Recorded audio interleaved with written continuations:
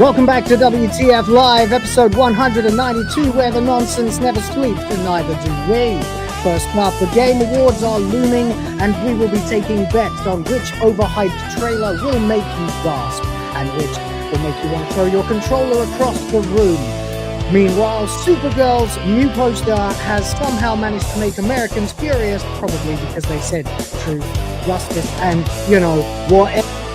And of course, anyone can get angry at something like that because it's insulting your country yet again. And you should be sick of this by now. Then, of course, it's time to dive back into the BBC because of the ongoing saga of chaos with the war between the land and the sea, and all the fringe associated with that. Episode 2. And then, of course, it wouldn't be WTF Live without Wanker of the Week, and we have got some top contenders for it this week. So please, stick around, don't go anywhere, get in. We are going to start the show now. And don't forget, there's all new Christmas titty, pneumatic titty video for all our pleasure when we hit the goal. So buckle up, this one is going to be a wild ride. Here we go.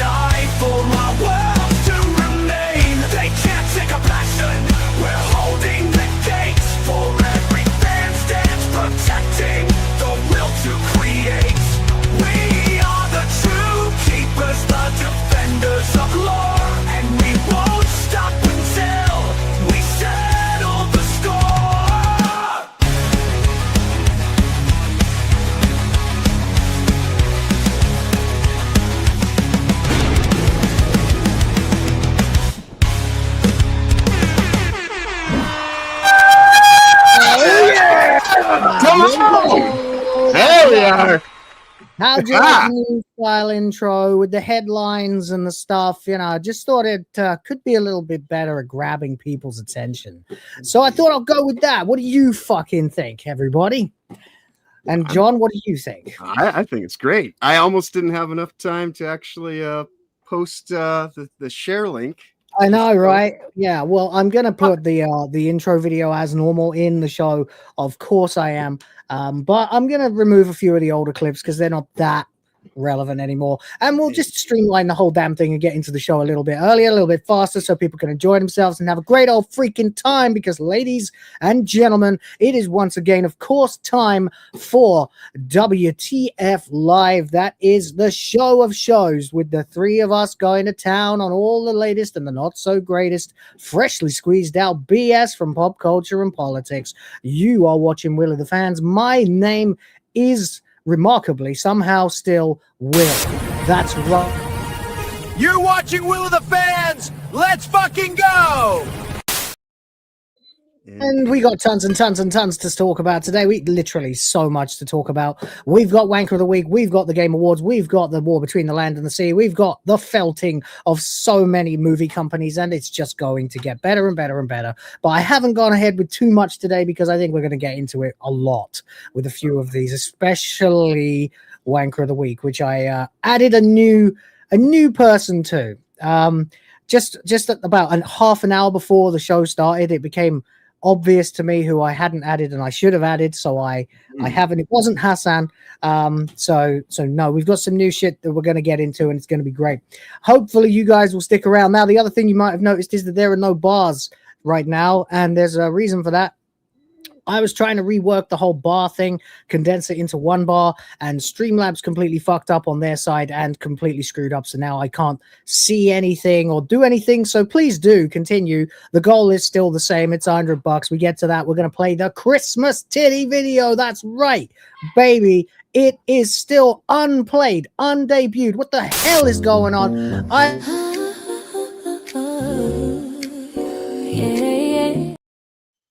As no one... Oh shit! God damn it! Not enough time. Got me already. Damn it! Have we not seen this yet on the show? What the hell is going on? But that's it, guys. Fill up the bars. We got goals galore. You know all the drills, titty stuff, funny clips. Make it happen. Make it so. And in the meantime, let's begin with the intros. Now, of course, Rhoda is also not here right now, but that's because he was at work and he screwed over. He's on the way. You've seen him in chat. He'll be here when he gets here, and that's all fine. No need to worry. Rhoda, calm down. We're not mad. It's okay. Everything is totally within normal parameters. In fact, hey, if things don't pick up around here soon, I might have to get a job. So, and I'm not actually joking about that. So there we go. Now let's get into it then, John. How the devil are you? You know, I am in quite good spirits. Yesterday was a good day off. Found out that I didn't have to spend a whole day like working on stuff because it is Christmas time. So Jester sent me a message. He said, "Hey, do you mind if we put off doing our Saturday show until the 20th?" And I was like, "Dude, whatever, man. Like, I'm just here to help. So like I'll be there, whatever." Yeah. So I was like, I have a day off, and I spent it napping. But I eventually did wake up around 10 p.m. and decided I was going to do some stuff I haven't done in a minute. So I watched some movies last night. I watched the dirtier cut of Dirty Work from Norm Macdonald, back in the day. It's great. Oh yeah. Great way to start things. And I kind of, thought to myself, haven't I been meaning to watch The Substance for quite some time? And I did, and it's fucking awesome. And I would highly recommend it to anyone. Demi Moore, she's still got a banging body, but Margaret Qualley, holy shit! Margaret Qualley, you should go look her up. Oh, that's weird. It was the first name that popped up. Yeah. So. Oh, wow. She's not bad. Yeah. So I watched The Substance, and then I was like, kind of Girl Next Door vibe. Yeah, and I was like, what else has she been in? She is Andy McDowell's daughter. So, she's really Andy McDowell's daughter? Yeah, I did a little bit of research because the Goon Squad general, he has to know of these things. And so I was like, what else has she been in? And she's evidently in a recent movie, the Coen brothers movie called Honey Don't. And Aubrey Plaza was in there. I was like, oh, well, what's this all about? It's about some sapphic fun times and mysteries.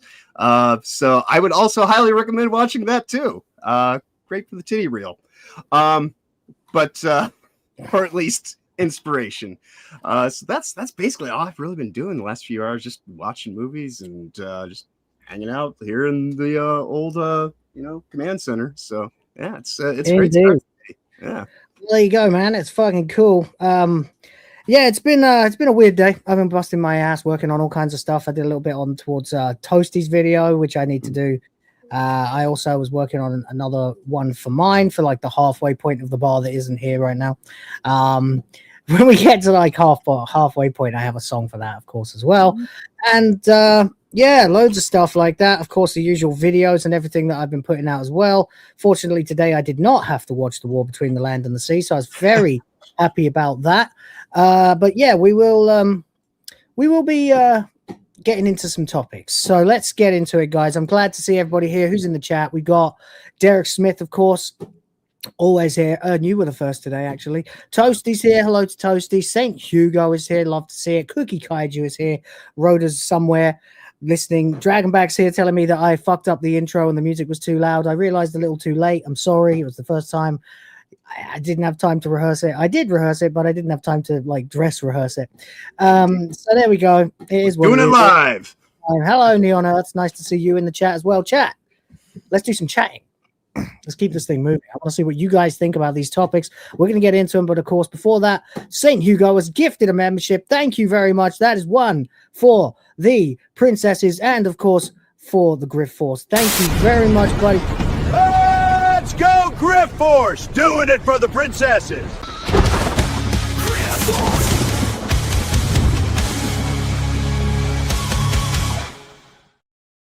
Nice. Like I said, don't forget, Christmas teddies. We filled the fucking bar today. We are 3% the way there.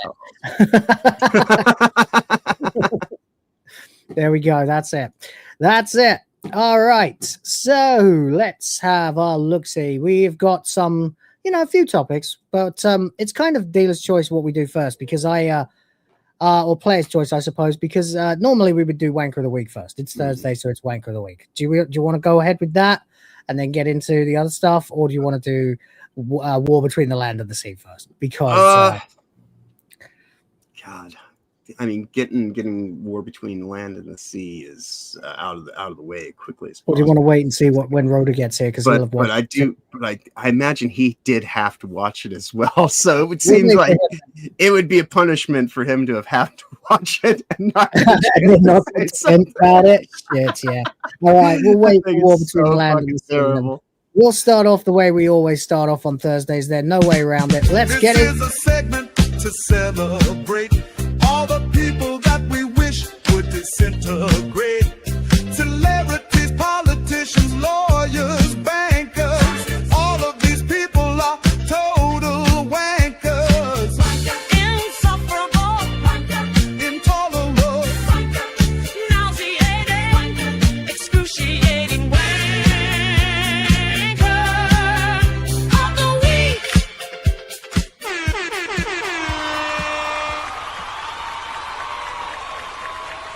We've got wankers.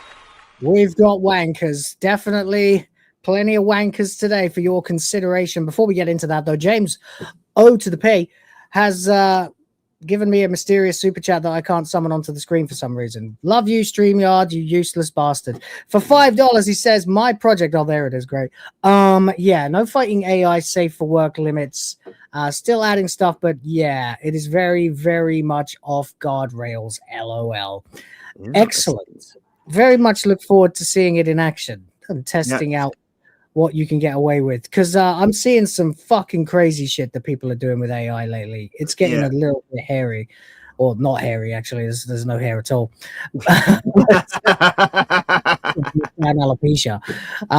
So there you go. And thank you for the $5, buddy. I do appreciate that very much. We'd love to show you guys the Christmas video today. So if we can get up to that 100 bar, that would be fucking amazing. Thanks so much. Speaking of the weirdness of AI, I know it's not really what we plan to talk about today, but just a brief little. So nobody posted something on X earlier in the evening, late at night, some point in time. It was dark. And evidently YouTube, they think that the best thing to do now is they're going to have a content creator recognizer program, so that if anyone makes AI videos of you, you can go and have those videos shut down. And of course, beautiful. That's what we need. Yeah, and of course, they want you to submit your facial, scan on a video, and of course your government registered ID. So it's all just seems like a scheme to ID everybody down and all. Yeah. More. It's kind of like when they were giving away free donuts for COVID. Why don't just allow people to do crazy AI shit? People can tell the difference. It's not fucking hard. Right. They did say that parody and satire are not grounds to have a video shut down. So I think. Good. So as long as you're not like making a video of, say, a certain failed games journalist screaming "Heil Austrian painter," and doing it in earnest, I think, okay, cool. Yeah. Unless you're doing it as a joke, because if I want to have a clip of someone, like, for example,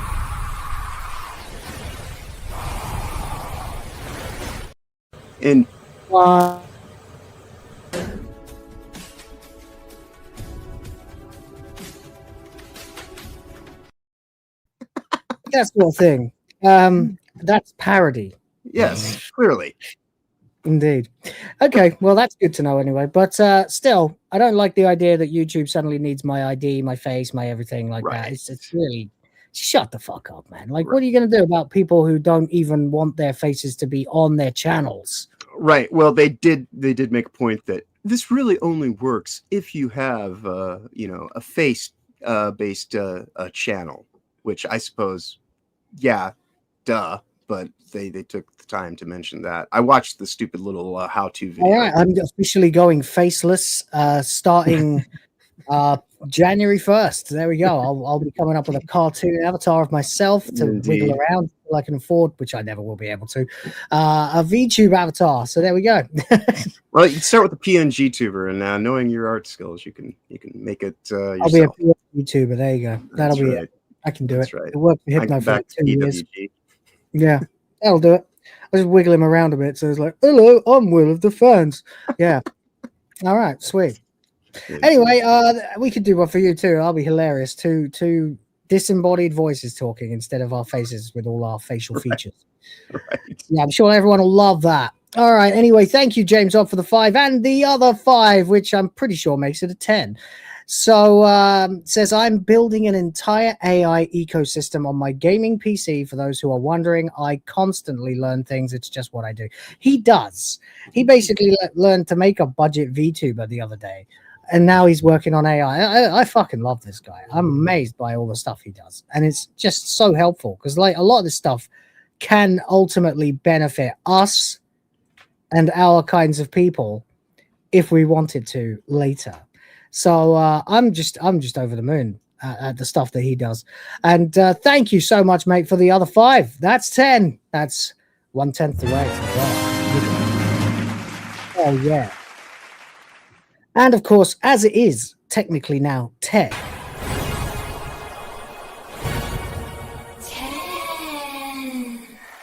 Yes. Thank you very much, buddy. Appreciate you. Anyway, yes, we are in Wanker of the Week. Technically, even though we haven't started it yet, but we have played the intro because this is that kind of show. We have got candidate number 1. Mr. Newsom is back once again. He is currently in 4th place on the Wanker of the Year table, which will be judged at the end of the year by us, of course, and which, of course, we might even allow you guys to vote on. We're thinking about maybe putting awards show together for the year because it's been quite a year. So we might do something like that. Not that I want to rip off everybody else all the time, because everybody and their mums is doing an award show now. But I do think it's funny, and we could put our little twist on it, and that might be quite good. Anyway, we have a few candidates today. We have Mr. Newsom is number 1, and really he's just doing the same thing he always does. He's now really strongly going into the radical left. He really wants to go into the far left. I don't know why he's chosen to do this. If he wants to run for president, it's not going to work, but I'm all for it, of course. If you'd like to become a complete radical lunatic and go ahead and decide to start advocating for chopping the PPs and fifis off of boys and girls, then be my guest. You'll never see the inside of the Oval Office. Suck it. He says here that he highlighted rather that how he wanted to see transgender children. Excuse me? Sounds a little, a little bit of a red flag there, Yeah. Yeah. I don't know about that, mate. I don't think you should be seeing any children at all, but hey, whatever. He says there's no governor that's done more pro-trans legislation than he has. Well, just a wonderful man. Great stuff. We love you so much, you absolute prick. Yeah. No, of course not. He said that. He also described himself as the future ex-governor who has to look his children in the goddamn eye and cut off their junk. I swear to God, this guy, he's a fucking monster. There's something about him. I don't know what it is. I can never put my finger on it. There's something about him that's not real. That motherfucker's not real. Okay? He looks like the Joker wearing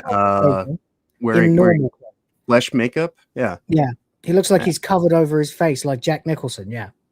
Like he wipes off the orange and it's white underneath, like whiter than that shirt. Yeah. Yeah. He really does look like the Joker, but he also looks like Patrick Bateman. But it's not just that he looks like Patrick Bateman. He has the same mannerisms. Oh, he has the same weird way of talking with his hands and stuff like that. He has this creepy, oily, like, don't ever get into a bedroom with him kind of situation, because you will end up chained up and probably have a couple of wounds when he's finished with you. There's something very deeply sinister about this man. Very off-putting. Don't let him near your kids. But that wasn't enough, because I don't know if you heard, but there was the Halle Berry story. It took me years to stop saying Halle Berry when I was trying to say Halle Bailey. Now it's the other way. Now it's the other way around. Yeah. Not enough. Why? Change your fucking stage name, Halle Bailey. She was there first. So you may remember last week, Halle Berry appeared on one of the shows. I don't know which fucking show, and told outright that Gavin Newsom should definitely not be the next president, because he'd basically thrown women under the bus with all of his transgender legislation, amongst lots of other things. So he decided to respond, and this is the thing. You see, you've got this guy, right, who's like, every picture of him, he just looks like he's ready to cut your head off, right off, just clean chop with an axe. Like that expression, he looks seriously like he's going to kill you, right? Again, there, he looks like he's just like he's doing the bunny ears inverted quotes thing, like he's doing the quotation marks there, because he's basically talking about whoever he's talking to's right to live, you know? And then right before he pulls the axe up and sticks it right in their back. And then here, again, he doesn't look authoritative. He doesn't look like a leader. He looks like a killer. He does. Yeah. He has the look in his eye of a man who has lost all his humanity. Like, there's no soul left. There's no soul. That's what it is. I would have to agree with that. Like, I don't know, either someone is really deceptively on point with their ability to capture the moment and the essence of the man, or this is like somebody. You saying he's dead and someone's walking around in a flesh suit of him, or this is a robot? Well, no. Well, I mean, I'm not going to put it. He could be a robot. He could be a robot. He could be a robot or a reptile. Yes, well, most likely a reptilian robot. He's the actual Homo Aqua. Yes. In a swimsuit, trying to blend in. That's what he's doing. That's why he's such an environmentalist too. That's why he let the forests burn. That's why he let LA burn. Yes, he hates humans. It does seem like that was pretty much set up to happen, and with the neighborhoods that burnt down. It does seem like it was partially a way to destroy evidence, and also another way to allow land development companies to come in and take over small neighborhoods that people used to, be able to live in and afford and actually have housing. Yeah. It's the same as how they get people to move out of the barrios here in the Philippines. But they can do it here because no one's watching. Right. They just sneak into your street in the night with a couple of drums of oil, and the next thing you know, that whole street mysteriously caught fire, and now there's a condo block going up. Right. Yeah. It's pretty dark. You don't expect it to happen in America, but it does. The governor has deep admiration for Miss Berry's advocacy and looks forward to working with her and her stakeholders on the critical issue, a spokesperson for Gavin Newsom said of him on Thursday. So what it actually was, it wasn't about the trans thing, I was joking, but it was about menopause, which really, because Halle Berry is now approaching that age, or she is that age actually, where she's no doubt going through menopause. I mean, she was hot when I was a kid, so she's that age now, so at least 10 years older than I am, I'd imagine. So she must be doing the menopause thing now, which sucks really, because it means that a lot of the women that we grew up looking at are now no longer fertile. And there's something is a little sad about that. A little sad. But anyway, so they obviously responded to this. and said he shares her goal of expanding access to menopause care that too many women struggle to get. He vetoed the bill because it would have unintentionally raised healthcare costs for millions of working women and working families already stretched thin, something he's determined to avoid. This is hilarious, of course, because Gavin Newsom has been talking for 20 years, apparently, about literally doing something about the poor and the homeless in California, and yet nothing has changed. Right. Literally nothing. So I don't think it's actually got anything to do with why he vetoed the bill. But there you go. So it's this is a thinly veiled slap back at Halle Berry. So I'm sure she won't be impressed with that. But really, it's the trans thing. It's when he appeared on the Ezra Klein show just to go on about how much he really, really, really wants trans people. He says it's an issue no one wants to hear about because 80% of the people listening disagree with my position on this. Yeah. Well, probably there's another reason for that. Position's wrong. Yeah. Right. The whole pushing of the trans identity crisis, I truly believe is just ways to do soft depopulation control. It is, of course, yeah, absolutely. And he's part of it. He's someone who is on the side of depopulation, no doubt. He then, says that from the bottom of his heart, he said he really wants to see trans kids. What kind of fucking person wants to see confused, mutilated children? Someone who believes in sacrifice. Someone from possibly, California. Yeah, right. I don't know. I've been watching some conspiracy type videos recently too, as well. So I watched a whole thing about human sacrifice the other day. So maybe my mind sits just there, but it does seem kind of like the thing that gets done these days. It does. It really does. Yeah. It really does. You dress it up as something polite and nice and kind, but ultimately, these people, they're ball worshippers. They really are. They're pretty messed up. It's pretty bad. They worship Baal. They worship Moloch. They're fucked up. They're messed up people. There's no doubt about that. All right, that's one. That's Gavin Newsom. That's what he's been up to. He's still vehemently advocating cutting off the genitals of innocent children who are not trans. Okay. And I just want to make my position on this very clear now because I've done it a few times, but I've never really said it. No one is trans until they hit puberty. Okay. And there's no one who is actually trans in the first place. But no one is even likely to be able to consider the concept of being trans until they hit puberty. At the earliest, and I would say at the very earliest. That is an awkward stage in life where where anything goes and you can be easily corrupted. Yeah, right. Absolutely. That it should not be possible to do that to yourself until at least you're old enough to rent a car. Yeah, I do tend to think that when we don't let kids decide what's for dinner, we don't allow them to get tattoos. What do you want? Spaghetti gummy worms for dinner? Right. But the whole idea of like, I played with a doll with my sisters the other day, so I guess I'm a girl now. Is like, oh yeah, cool. Let's go with that. Yeah, no, that's insanity. Boys will dress up in their mum's clothes. Girls will pretend to do like things that daddy does, like fixing cars and stuff like that. They just emulate their parents because they're trying to figure out how the world works and how to fit into it. Right. And they're also in the process of doing that, actually figuring out the gender binary. Right. There are daddy things and there are mummy things. That's actually just nature. That's part of life. And if you confuse that, you're confusing them for life. I swear to you, I'm not wrong about this. I know I'm not, and I hate it. In 20 years, we're going to see a huge cull. Oh yeah.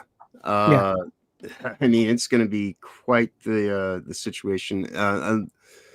I don't know the fact that they've even been this successful just kind of goes to point to the amount of reinforcement that's happening in schools all through the entirety of the day, and also in young children's media. And there's just I'm all for everybody having the right to self-destruction. When they get to the age where they're actually responsible for themselves. And however you want to live I the rest of your life. believe that if a parent advocates for this shit, they should be jailed. But that is kind of a All right. Be a guardian. Exactly. Anyway, we move on. We've got Leonardo DiCaprio, a newcomer to the table. Leonardo DiCaprio, of course, has made a career out of being an actor while also at the same time being borderline a pedophile. So there's I don't think he's dated a woman older than 23. Or if he has, it hasn't been for a long time. Right. Anyway, yes, but that's not really the point. Here he's just having to go at AI, and I take personal exception to that because I happen to quite like AI. It turns out you could do quite a lot of really interesting things with AI if you have a mind to it and talent to actually bother. All kinds of amazing things that can be done if you just try, But anyway, Leonardo DiCaprio says that without humanity, AI can't be art. It just dissipates into the ether of other internet junk. Excuse you. I'll have you know that the internet junk, as you call it, is more entertaining than anything you've done in the last 20 fucking years, you pathetic, felted, washed up has-been. Right. This is Hollywood cope. Right. Well, without humanity, nothing could be art. Animals don't think about things in terms of art. That's a uniquely human kind of form of experience. Movies are not art to cats and dogs or any other animal in the world. So, to sit here and say, well, if it weren't for humanity, AI couldn't be art. Yeah, no shit. I mean, okay, art exists because we are human and have human brains to perceive it. Right. But it's like I was saying the other day. Yeah, okay, you can throw together a few random clips of some random shit and it's basically just AI slop, fair enough. Right. Or you can put some real heart and soul into it, take ages, generate and regenerate until you get the right angles, the right anything. It is in many ways just another palette for people to use. It's just CGI that renders itself at the end of the day. That's it. It's like anything. The more you practice, generally speaking, the better you get at it, and the more capable you can become over time. Yeah.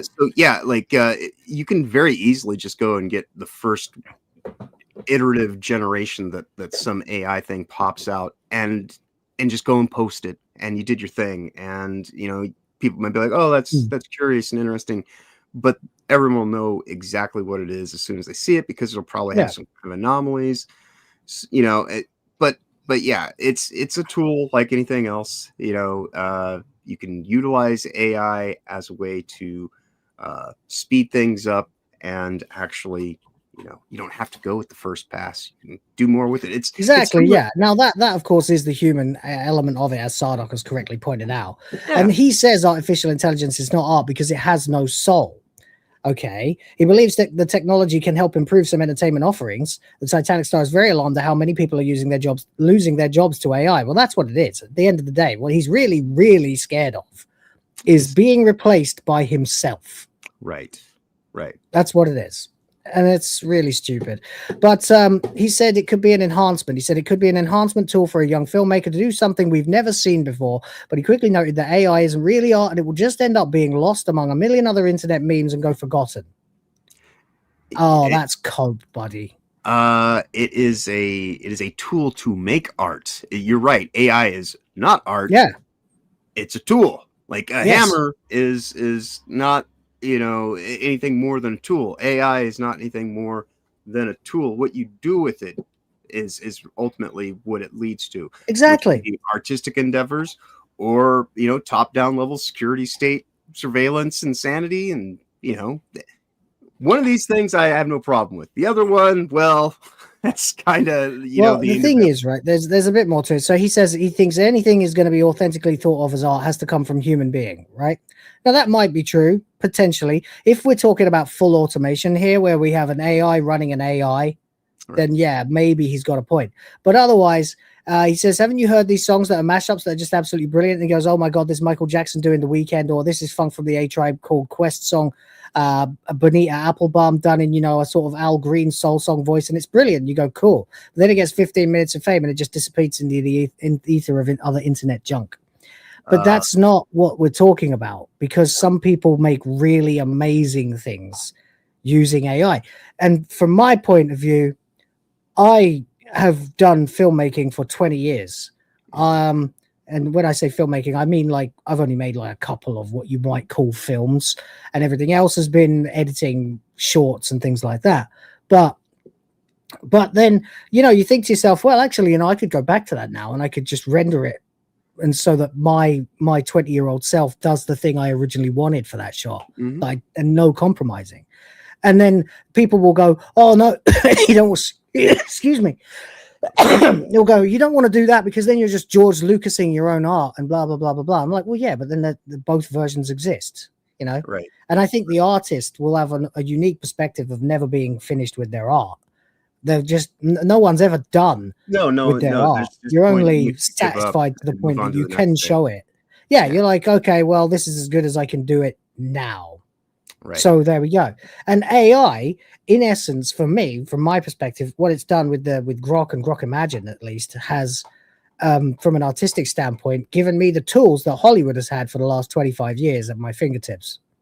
Right. I can now render something that I can't make happen in reality.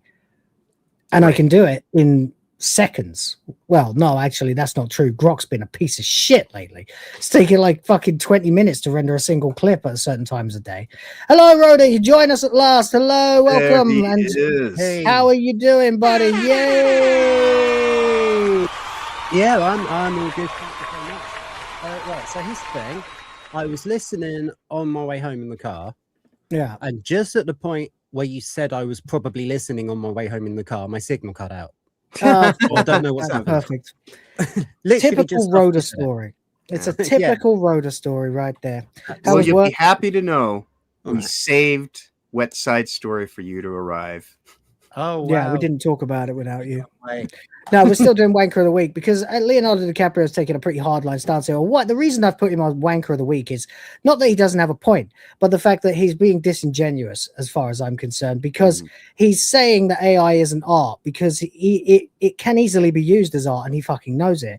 But he's saying it's not art because it doesn't have a soul. And what he's actually talking about is the fact that people like him are losing their jobs. So it's coming from a completely selfish point of view. Self-preservation. I mean, if you press a button on a keyboard, like a musical keyboard, yeah, does that mean that's not music because it's not a hammer striking a string inside a piano? Of course, it fucking doesn't. Right. Exactly. Yeah. No, synthetic. And I was kind of thinking about that myself earlier. Like, what do we comprehend as AI? Like, because just doing something as simple as doing hue value adjustments, things like that. I'm not actually doing that. I'm using a computer to do the work for me, to go and change the color set of something and actually do it in a way that keeps everything balanced. So is that me actually doing art, or is that AI slop? And if that is what someone would say, well, you didn't actually do it, the computer did. Well, we've had that for 30 years. Photoshop's been around now, so this seems to be a misunderstanding intentionally about just the state of technology and what people can utilize for tools these days, because ultimately a vested interest. Exactly. And what this all comes down to is the fact that he's terrified of that. What's the name? Tilly, the actress that they right. they CGI'd into the fucking tech movie, whatever it was, Edge of Tomorrow or something like that. And she doesn't actually exist. And it's becoming a thing now where they'll say, oh, you can't really do AI actors because they won't be able to replicate humanity. Right. And again, I don't think that's an appropriate use for CGI. I mean, certainly not the lead character anyway. Like I wouldn't imagine background people or tertiary characters, something like that. I could understand it. But at the end of the day, I also think that these people are far too fucking wrapped up in themselves, and they haven't actually offered anything of any actual substance for decades. I mean, what does Leonardo DiCaprio spend most of his time doing now? Bleating on about fucking invisible gremlins causing environmental crises that don't fucking exist. And it's frustrating as all hell for him to turn around and act like he's any kind of moral authority on any subject whatsoever, especially when he has an obvious bias towards age. Well, he's also been shagging young women as well, so there's that. But anyway, I forgot to ask Rhoda, did you have any interactions with the Guardian today? Obviously the store's still open, but at the time I left, it hadn't sold. Good enough. There we go. Oh gosh, I had a funny one as well. You're like this. I had to stay professional, but in my head I was absolutely pissing myself. This poor girl. So obviously, like, she was obviously over 18, but you have to ID anyone who could possibly be under 25. Okay. So I ID'd her, and her surname was Hyman. Oh, I mean, poor thing. That's not as bad as my my college alter how did you ego break it character. to her? Oh, there it is. I had an alter ego character in a band that I was in called Dr. Hyman Breaker. It was spelled HYMENBRECHER, like Hyman Breaker, you know. But it was pronounced Hyman Breaker. The joke was to never actually say it out loud, so I've just ruined it on the stream. But hey, it's still fucking funny. It Dr. is. Hyman Breaker, licensed therapist. But there you go. Anyway, James OP has gifted $2 to tell me not to show what he has DM'd me on stream, and yeah, And now everyone wants to see it. I can see why. What we have right here is a fully naked lady rendered in AI. Well, sounds right. artsy. It is extremely. I would say it is. Yeah, it's quite high quality and. If you want to forward that to the WTF Oh, don't worry, Live it's fine. group chat. I've got plenty of dancing naked chicks myself. In fact, I'm sort of thinking about making a Christmas card for people who gift a certain amount or something, and then I'll be like, we'll put you on my Christmas card list. But I don't know about that, because I also heard that the Quartering was trying to do something like that, and I do not want to be like the fucking Quartering. So there's that. Although I think he welched on it, so who cares? Yeah, But anyway, I'm pretty James, sure even if you well, put anything in, it would probably also come with how many bags of coffee do you want to enroll in? Oh, I see what he did. The second thing he sent me was not another picture. I thought it was. No, he was just creating a large space between that picture in case I opened the DM and the stream before I read the super chat. No. I see what you did there, mate. And very good. So far, anyway. Yeah, she's got one extra finger, but we can put that to good use. Anyway, James, thank you for the $2, man. Appreciate you. Maybe that's her. As Rhoda probably already heard, then we don't have bars today because Streamlabs felted itself when I was trying to make a new setup for the stream. I don't know when I'll be able to do it, but until then there'll be no bars, but I'm keeping track of it. So we're doing okay. We're trying to get to the 100 memberships and super chats count today.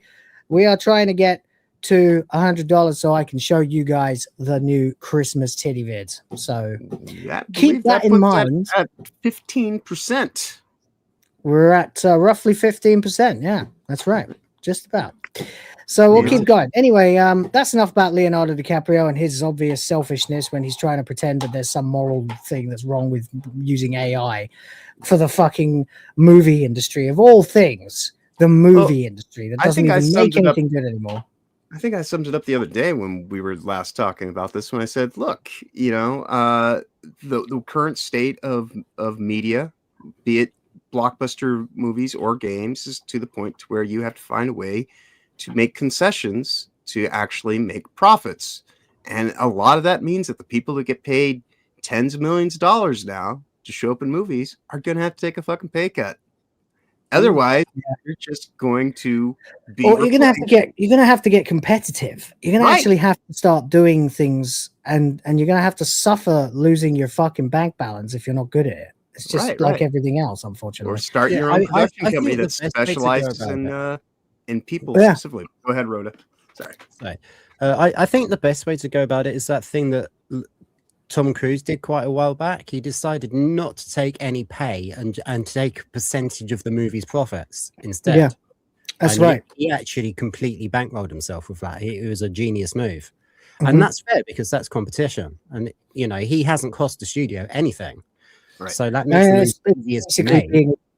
He's basically following the YouTube model. Basically betting on himself. make the thing, you hope it entertains people, and if it does, hopefully they'll pay you or they'll watch it for long enough that you get some bucks back from YouTube. You know, that's basically the same thing. No one pays you to do content creation. If you make any money, then it's because you successfully kept people entertained or informed or whatever you did. You know, I always get paid after the fact in the situation. So yeah, exactly. It kind of makes more sense that way. And it it kind of does when you're doing creative arts, yeah. And it would probably lower the amount of divas that are on set in the film industry, to be quite honest. If you actually had to work to get paid rather than just, you know, have getting paid and maybe it will be good, maybe it won't. Yeah. Right. There's not many industries that allow that. You know, right. Firing you pretty soon. It's just that they've built up this artificial prestige and the threat of AI cripples that. So that's what he's really afraid of. Exactly. It's not about art. It's about business. It's about money, as always. That's why I put him on Wanker of the Week. Anyway, though, I honestly, I don't give a shit if he dates young women. I've done that plenty.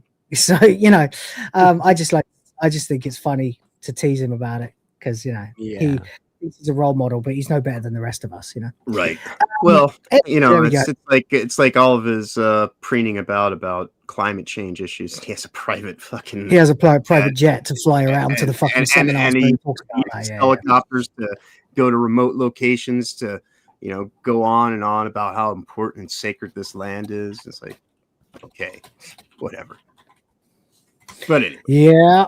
The land that you are polluting, the Homo aquas would not tolerate that. That's right. He's knocking at Leonardo DiCaprio's door damn quick. Anyway, I'm gonna find him in bed with one of their eggs. Anyway, he likes them young. He likes them very young, like borderline young, you know. Anyway, let's keep going, and it's another Hollywood dickhead. This time, it's a female wanker. Another one to go on the list. We have Amanda Seyfried. Now, she's been a real bitch. We're getting into the real stuff now. Actress Amanda Seyfried will not fucking apologize for calling Charlie Kirk hateful after his assassination. She says she won't apologize. The Mean Girl star wrote on Instagram that Kirk's death was both disturbing and deplorable, despite her believing that he pushed hateful rhetoric in his activism, which is, of course, not true. There was no hate in that man at all. He was the best of us. You know, I never heard him tee off on anybody. Whenever he was faced with someone who was trying to tee off on him, he would respectfully listen to them and then shoot them down with facts and logic. And much, much more kindly than a Ben Shapiro or a Matt Walsh or a Michael Knowles. You know? Yeah. The guy's fucking sane. And what do we get? We get Saint fucking Floyd. Right. He might have said things that she hated him saying, but that doesn't mean it's hate speech. It's just speech that you hate. Exactly. That's right. She says, I don't want to add fuel to a fire. Good luck. No. Says, usually when people say that, you know, it's like, I don't want to be rude, but you're a, you know, says, I just want to be able to give clarity to something so irresponsibly taken out of context. Spirited discourse. Isn't that what we should be having? That's what we were having. And your side shot him. She says, we're forgetting the nuance of humanity. I can get angry about misogyny and racist rhetoric. You really shouldn't, because 90% of the stuff that you call those things is not those things. Right. Says, and also very much agree that Charlie Kirk's murder was absolutely disturbing and deplorable in every way imaginable. No one should have to experience this level of violence. Yeah, that's true. That's right. So you should apologize, because you are part of the fucking system that made him out to be the kind of person who other people might come to believe should be killed in Minecraft. Right. And I can't even talk about it properly. So the fact of the matter is that if you have said that he was hateful, if you have said that he spewed hateful rhetoric, you are part of the problem. You are part of the exact apparatus that got him killed in Minecraft. And it seems that in and of itself would be somebody who's speaking hatefully towards others, right? So it's it's kind of impossible for you to make your argument without stepping into the same, you know, deep waters that you're trying to avoid, especially given the level of conversation that he was having you put this right at that same level. And if you're going to say that what he was doing was hateful rhetoric, well, then if the shoe fits. Exactly. And yeah, I know Candace Owens as well, by the way. The thing with Candace Owens is I'm waiting a little bit longer to see how this all plays out before I boil it down to a true, probably, solo special wanker of the week extravaganza. Because honest to God, like I think by default she's on the Hassan Piker level at this point. And I don't know whether wanker of the week is good enough for her. You know what I mean? I'm the odd man out probably in this situation because I don't think that necessarily what she's doing is a terrible thing in terms of asking questions, because if the situation is, I think accusing Erica Kirk of murdering Charlie Kirk is she has not done that to my knowledge, but I know that there's a lot of stuff surrounding it, but there are certain things that don't add up that have been brought up that I too kind of wonder about as time goes by. But True, there are some unanswered questions, but she really needs to chill, man. Like she's acting like a fucking crazy person. Anyway, that's enough of that, and that's another reason why I haven't done it yet, because I don't know what might happen yet, so I'm just not touching it with a 10-foot pole. But this kind of shit is pretty fucking awful. She says no one should have to experience this level of violence. This country's grieving too many senseless and violent deaths and shootings. Can we agree on that at least? No one doesn't agree with that. No one. She says, I'm not fucking apologizing for that. I mean, for fuck's sake, I commented on one thing. I said something that was based on actual reality and actual footage and actual quotes. No, it was based on your interpretation. Right.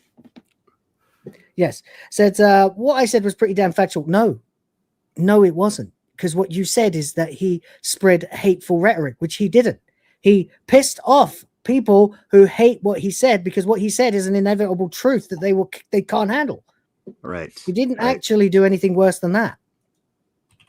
So you're actually tripling down now by saying that what you said was factual. It isn't factual. And then she says, I'm free to have an opinion, of course. So, okay. So then you're also just as fucking stupid as you've always fucking looked.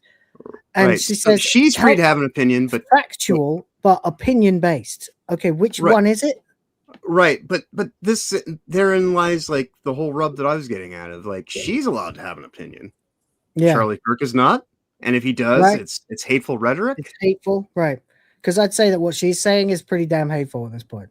Right. By her standards, not by mine. I don't give a shit. Anyone's free to say whatever the fuck they like on the internet. I don't give a shit. Yeah. It's fine by me. I think we should take the training wheels off, and everybody should just be exposed to the international waters of the internet like we used to. It makes you tough. Who gives a shit? Thank God for Instagram. She says, I was able to give some clarity. Thank God for Instagram. Man. Only a woman. No.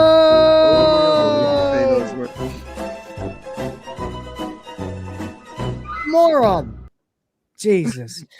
Says I was able to give some clarity on Instagram, and it was about getting my voice back because it felt like it had been stolen and recontextualized, which is what people. What are you talking about? You absolute fucking moron! God damn. Unbelievable. Stolen and recontextualized. Kind of like what you're saying about Charlie Kirk. Yes, literally. You're not only a hypocrite, you're a bubble-headed moron. God, Amanda Seyfried is dumb. She's got to be one of the dumbest people in Hollywood. Seriously. She was perfectly cast in Mean Girls. You know? Anyway, there we go. And now we come to my particular favorite for this week, the fourth and final person in contendership for Wanker of the Week. It's Piers Morgan. And unbelievably, only Piers Morgan, who I've spent the last year getting a little bit more sort of like soft towards because of all the shit that he's said about the left and all the people he's involved on his show. He's had people that I follow on his show, you know, talking about movies and the fucking death of Hollywood and all this stuff. And he's been fairly based, but he is at the end of the day a boomer liberal. And unfortunately, he decided that he was going to have an interview with fucking Nick Fuentes. And the worst thing about it is, right, Nick Fuentes completely destroyed him. at every possible opportunity. Some people are trying to say Piers Morgan won. I went and found a video earlier on where someone said Piers Morgan destroyed Nick Fuentes. Like they're obviously trying to follow what they perceive the narrative will be tomorrow. Right. And they're one of the first people to release a video about it because everyone in the comments is going, buddy, I think you mean the opposite. And the dislike ratio is like 5-1. It's really unfortunate. I feel bad for small channels that can't read the room. But unbelievable. Okay, so this is going to be edgy as shit, guys. You're probably going to have an opinion on Nick Fuentes. I have my opinion on Nick Fuentes. I certainly don't advocate a lot of the shit that he says. I stand by his right to say it, though. It gets pretty fucking wild, okay? But for some reason, in my heart, I can't convince myself that of these two people, Fuentes is the wanker, because Piers Morgan went on this hoity-toity, sanctimonious fucking bullet storm of claptrap, trying desperately to throw anything at the brick wall of Nick Fuentes' opinions to see what sticks, and nothing stuck. It bounced off him like fucking Teflon. He didn't give a shit. He did not give a fuck. He said the Austrian painters' uniforms and parades were cool. During the interview, Morgan brought up a time when Fuentes said that he was cool. He said, what do you mean by that? By the way, it's funny that he wasn't bothered by a lot of the racist stuff that Fuentes said, but he's a boomer. So, and when I say boomer, he's not really even a boomer. He's a bit too young to be a true boomer. My dad was a boomer, but he's what people call a boomer now. So fair enough. And that's the way they were raised, you know. Oh, H-man, purest evil, worst thing in the world. Nothing you can possibly say is worse than liking him. And don't get me wrong, not a big fan myself, but I think there are levels to it and to the machine that he created and what it did, as opposed to what his actual ideology was. Not that I think it's okay to say he was cool, but apparently Fuentes thinks they were, and I'm pretty sure he was just trying to troll Piers Morgan to drive Piers Morgan into a frenzy of self-righteous indignation, and it completely worked. To be fair, though, you know, Hugo Boss did design those uniforms, and certainly didn't slow down his career afterwards. So no, certainly not. Anyway, he laughed and mocked Morgan and told him to grow up, resulting in Morgan pressing Fuentes on what he thought was cool about him. The edits, Fuentes answered, it's just cool. The uniforms, cool. And as a guy, you look at World War II and it's fascinating and interesting and it's compelling and it's cool. I can argue that there's an element of it that like appeals to a masculine thing, you know, going and doing your service for your country and stuff like that we might see as cool. I mean, that's why Call of Duty is a thing, you know, and a Medal of Honor before it. That's not the same thing as saying that the big H is cool. He said he's not gay, but finds women difficult. He says, I'll say that women are difficult to be around. So there's that. No lie detected there. I mean, no lies at all. Based as fuck, actually. He said the Bible states that women have no authority over men, and that's why there are no female priests, and so basically that they shouldn't be able to vote. He also said he's friends with Kanye West. He used the word multiple times because there was a quote where he said he was talking to Kanye about how annoying black people are, and Kanye said, well, you know, I don't agree with everything you say, but when M-words are being M-words, and then Fuentes just straight said it, so he didn't give a shit. It was hilarious, man. It was so funny. They also said there's a genocide going on against white people and in Gaza. He said it was really bizarre. He said there's a genocide going on right now. It's not against the Jews. He said it's in Gaza and it's against whites. Is that true? I don't know. We never hear about that. So maybe he's got a point. There are all sorts of settlements that are being. Oh, okay, right, yeah, and it's more than just Palestinians. It's a lot of Christian settlements and things like that are also being destroyed. So. Yeah.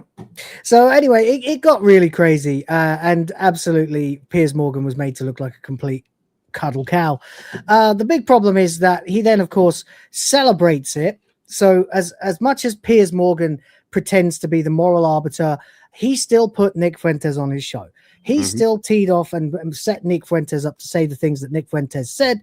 And as a result, he has no one to blame for him but himself for any controversy, but he's not bothered about that. He's saying 1 million views in just 5 hours for this interview. I urge you to watch it in full to understand the Fuentes phenomenon and see him held to proper account. If he hadn't said proper account, that would have been him jerking off Nick Fuentes for giving him the boost he needed. Right. That's appalling. You absolute fucking liar. Piers Morgan, not a better person than he was when he was hacking phones for the Sun. There was a big thing when he was talking about black people and black criminals. And then, of course, Piers Morgan was like, are you saying that all black people are murderers? And he's like, per capita, Piers, per capita. And Piers just didn't pay attention to that. So now everyone's teeing off on Piers Morgan, not knowing what per capita means. So invited this gentleman here to talk about his experience with his parents, who were apparently, kids when they were rounded up by the Yazidis. But instead, this gentleman here, this Jewish man here, turned it into a plug for his book. Well, of course, buy my book. I don't know any right-minded person who believes that Jewish people weaponize the Holocaust for their own personal gain. Let me demonstrate. Here's my friend. 1 minute later, buy my book about the Holocaust. Right. And, when you go and you say declarative statements like that, it does make me say there might be something there to actually look into. But and I know, Rich, on your own time, everyone. Subject as well as a small stream tackling this subject, but there is hypocrisy everywhere, and it's important to notice it when you see it, whether you agree or you disagree, or I don't think there's many people who would argue in earnest that the other big H was a terrible thing. Definitely. One of the worst things in modern history, if not the worst thing in modern history. But this guy says you can't blame people. No, he doesn't say that. He says they don't try to capitalize off it.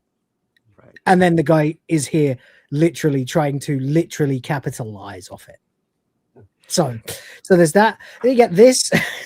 This is one of my fucking favorites. This is brilliant. Absolutely brilliant. Here meme. Not even a single word needed. See, leftists to write books. This is how you meme. That is how you meme right there. Mwah, chef's kiss, 10 out of 10. Perfect meme. Right. The more you can do with picture and the less you can do with a 5 fucking paragraph fucking sermon. Exactly. Whether you agree with in this picture or disagree with is irrelevant. The fact is the meme is perfect. It works because he got fucking goaded by Nick Fuentes, bit the bullet and went straight in down the rabbit hole and made a fool of himself, while Nick Fuentes, whatever you think of him, sat there and smiled at the whole way through. If you actually this is the comparison photos that they show you, he looks genuinely fucking felted, like genuinely rattled, and he's sitting here smirking. It's but Piers looks like he's literally like red and out of breath. Yeah, he looks like he's worn out. Yeah, exasperated, and he's fresh as a daisy over here. Amazing. Pierce has done 10 rounds, and Nick Fuentes is just getting ready. Yeah, exactly. Fresh as a daisy. Exactly. Let's have a listen. Would you like to clarify what you meant there? That's all true. That's 100% true. Everything I said in that clip is true. Including that blacks need to be in prison for the most part. Yeah.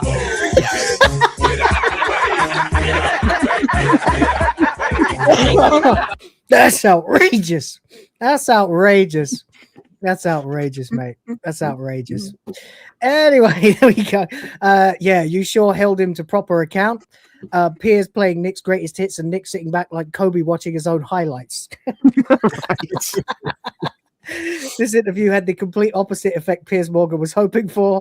7,500 likes. Morgan left the studio and immediately crossed the street to avoid a black person. And this is the greatest of them all.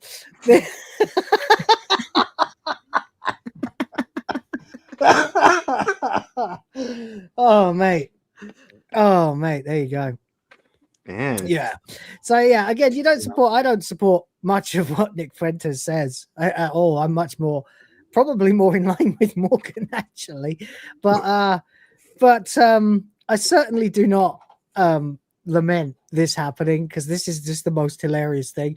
Piers Morgan has accidentally catapulted Nick Fuentes to another level of fame. It's just like, I've never bothered looking into Nick Fuentes. Even when Shapiro was having a go at him, even when everyone else was having a go at him, I never bothered.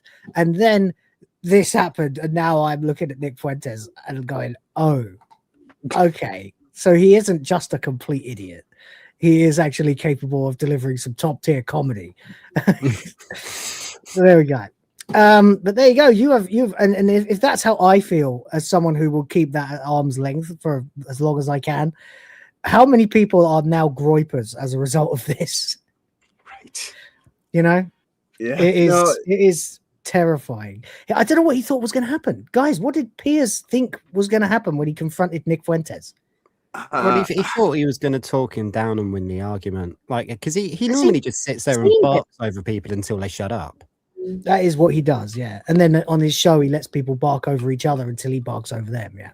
Right.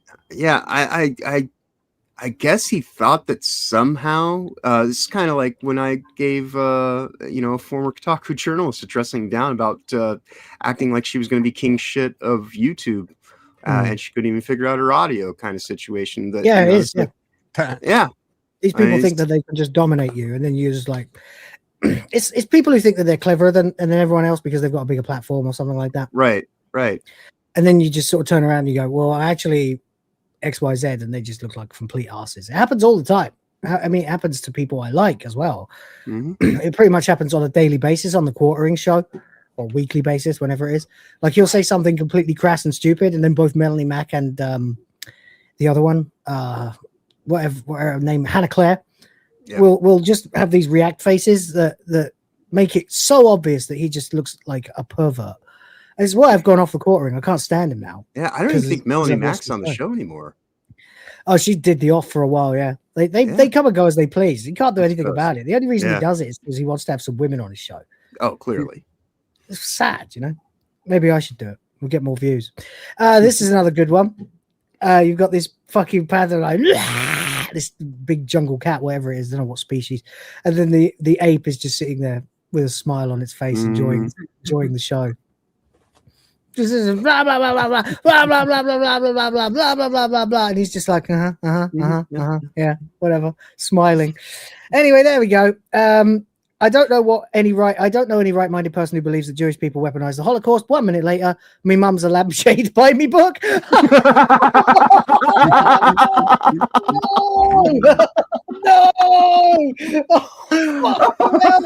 Oh my god! Oh my god! Oh no! Damn. What the fuck did I just read? Me mum's a lampshade by me. Fuck! Oh, that's the end of the channel. Fuck, it was a good run. All right, well, it was a good run, you know. 2 weeks earlier. Oh well, I guess I'll start looking for 200. work. I'll start looking for work a month early, shall I? All right. Anyway, again with the fucking tampons. Lamau Piers really thought he was the first person to ever ask Nick if he's racist. All right, we can't stick on this all day because there's 2 more things I need to do to felt Piers Morgan. Indeed. Okay. Have you? Do you know about his wife? No. I try to know as little about Piers Morgan as possible. So so he has this wife, right? He has this wife. Her name is Celia Walden.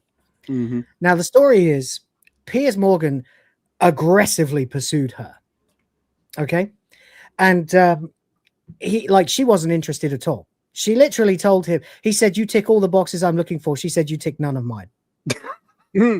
Right? This woman's quite witty, actually. She's definitely she's a total bitch, but she's definitely considering women are born with boxes, that's not a good thing to hear. There you go, right?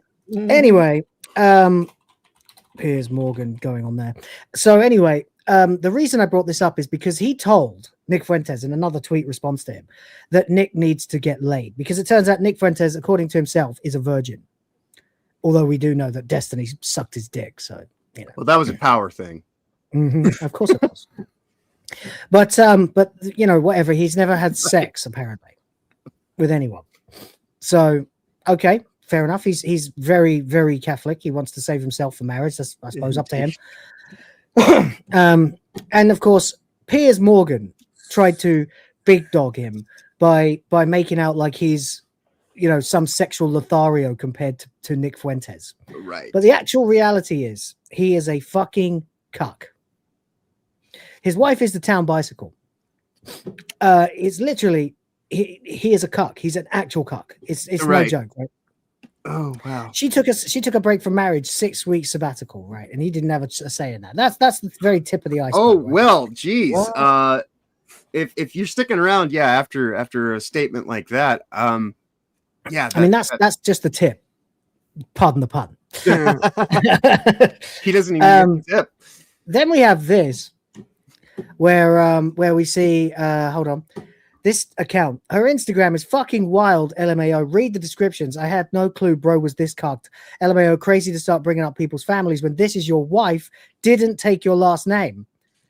So we've got a picture of her hanging out with Lenny Kravitz. We've got wanted pool boy. You know what? Let's just fucking go in and actually just take a look at some of these posts because they are crazy. You've got this one.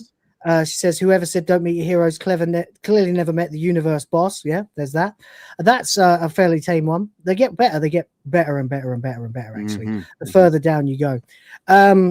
It gets really crazy. She's always throwing him under the bus. Here she is in bed with Rupert Everett. And let me just say this man has good pillow talk. Okay. Wow. There's a picture of her with Piers. Yeah. I'm having a great time. Don't know about Piers. Maybe he forgot his motion sickness bands. Throwing him under the bus. Throwing him under the bus. At every available opportunity, she will throw him right under that fucking bus. There's more. I'm trying to find them. You have to go quite far down. Where the fuck? Was that one of them?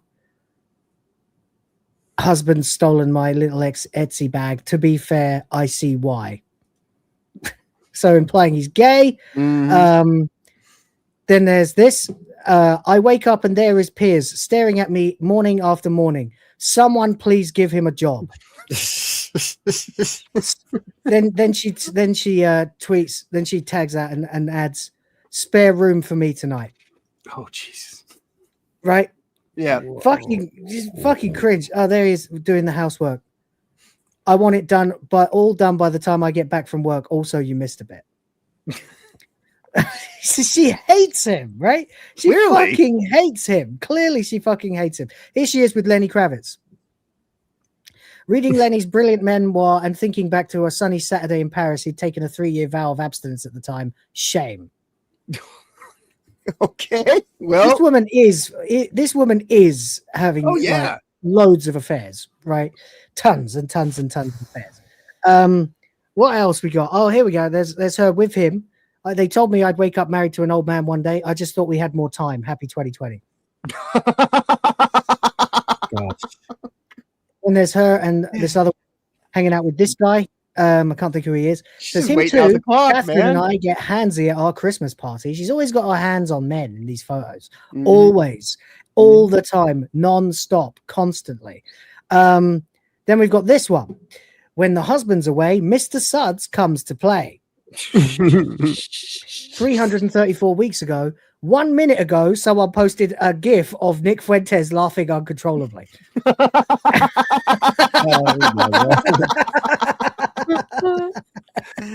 Oh, the internet never changed. Gotta love the now. We're not the only people doing this right now. This is fantastic. Fantastic. Then they're at the Victoria and Albert Museum. Yeah. Now I've taken that same picture. It's interesting. What a gigantic arse, she says, obviously. She's got this one, which is Piers Morgan's face on a blow dryer. Says, does anyone know where the off button on the Morgan 3000 is? Been looking for 13 years. Might be our marriage. Dude, she is totally just waiting out the clock on his fucking heart. Here she is with Rob Lowe. If anyone's distracting enough to make you slice half your own head off, it's Mr. Lowe. Don't rush home, Piers.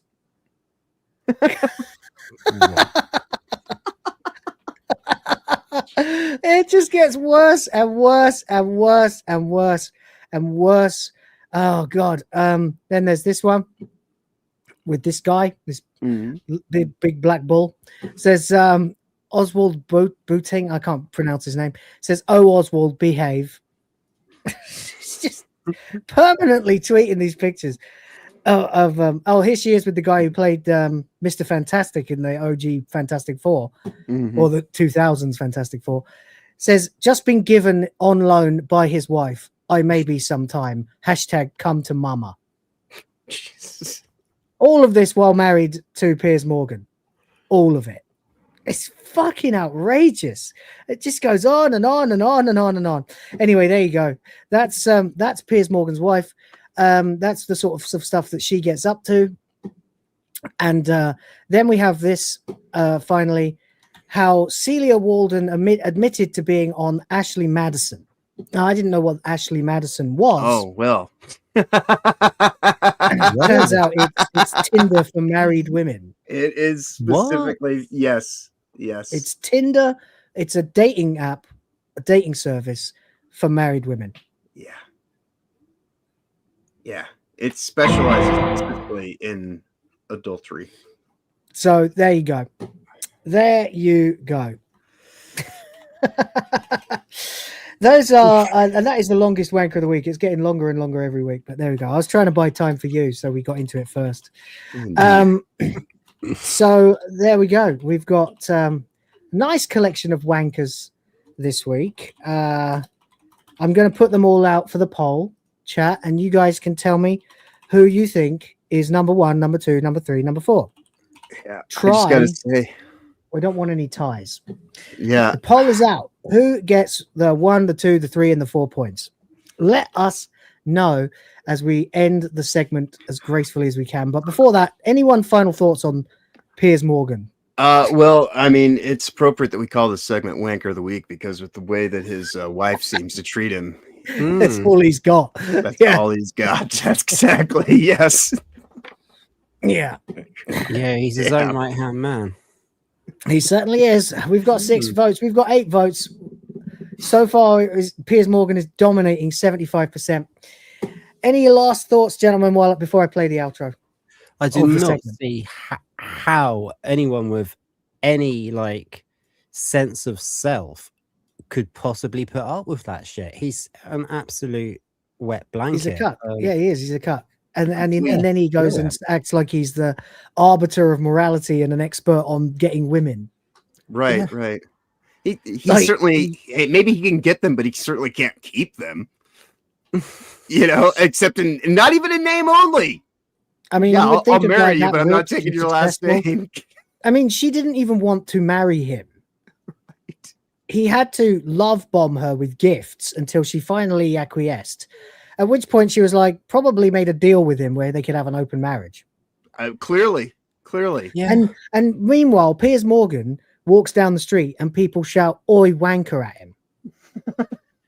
Yeah. While other men are routinely fucking his wife. And he evidently does not they probably have an issue with because it's outrageous, isn't it? But there you go. All right, guys. Let's see if we can get some votes, at least 1 vote for either DiCaprio or Newsom, just so that we have a 3rd and 4th place, because it's clear who's won this week. And we'll play the outro. Thank you. This is a segment to celebrate all the people that we wish would disintegrate. Celebrities, politicians, lawyers, bankers, all of these people are total wankers. Insufferable, intolerable, nauseating, excruciating wanker of the week.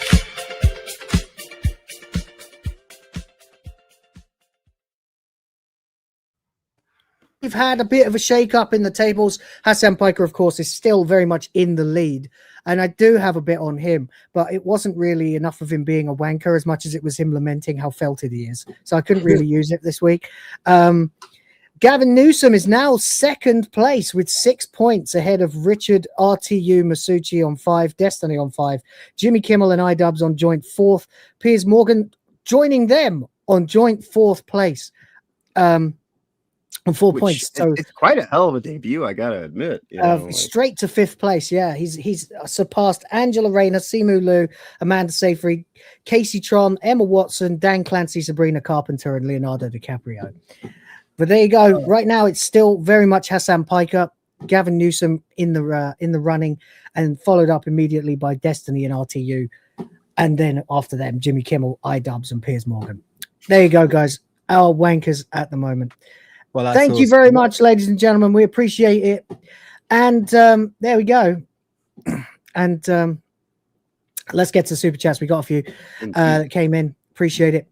Guys, thank you very much. Mr. Sardock for £5 legit currency says, oh, look, a Western leftist white woman on Instagram who has silly opinions and plays victim. Must be a day ending in Y. Thank you very much, Miss Seyfried, for your stupid takes. It really is quite baffling how stupid this woman is. Really, like genuinely staggering. Like she's really stupid. Really, like she's Hassan Piker stupid, you know? So there we go. Thank you very much. James says, whoa, hello, buddy. Hello there. Asian too. Another Asian, huh? I see. You'd like the Asian in the Christmas titties. There's a couple of them. There's a Filipina and a Japanese girl. Because, you know, Christmas is a global thing. You know. Yes. So we needed to get a few races. Although I didn't include a black person this time. Whoops. Oh well. We have Hispanics and a couple of whites and a lot of whites, actually. It's okay. I mean, you know, Fortune, she does a hell of a good amount of twerking in the Metal Gear video. So, you know. That's true. Mei Ling is very prominent in there. All right, great. Hang on a second. That's not that. That's that. Okay. All right, we are at about 30% towards 32% towards the goal, guys. So maybe we can keep it going. And I would really like to show you the Christmas titties. But James OP says, sent another not open on stream. I'm stopping messing with that. Need to finish what I'm working on. Yeah, it gets addictive, doesn't it? Operative syllable dick. Indeed. All right, thank you, James. Appreciate you, man. Legend. And we got Picasso, member for 3 months. Thank you. Says, hope everyone has a great Christmas. God bless everyone. Let's get rid of Piers Morgan while we say that.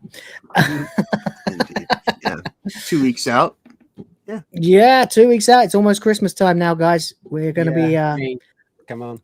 We're going to be having to make... Oh, I like what you did there. I haven't changed my logo this year. I forgot. Fuck. I should put my Santa hat on. Oops. Oh, well. I don't know what I'm going to be doing quite yet streaming-wise over the Christmas period, but depends. I've got a bit of a getaway planned with the missus because we're also having the christening of both of our kids. Nice. A few days after. So we're going to be like going away to a resort for a couple of days. Just a small-scale thing. Because that's my wife's Christmas present, really. Like, you know, she wants to just go and do nothing. And I can completely agree. The stress of worrying about everything is like driving me insane. So I could do with it too. I'll probably try and stream at least once from there. But if I can't, well, I might try and do a stream on Christmas Day just for an hour or two, just in case. See how it goes. It's going to be a different kind of Christmas this year.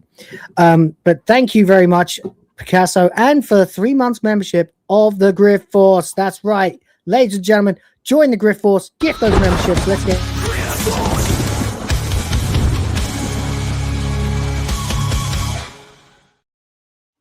Oh, gift those memberships. There we go. And Sardock is back for another $5. Legend says, can we zoom in on Mr. Suds a bit for research purposes? Asking for a friend. I think I already we already put it away, but but you know, those 2 5s do total at 10, so we could zoom in on something. Yeah, not quite what he's looking for, apparently.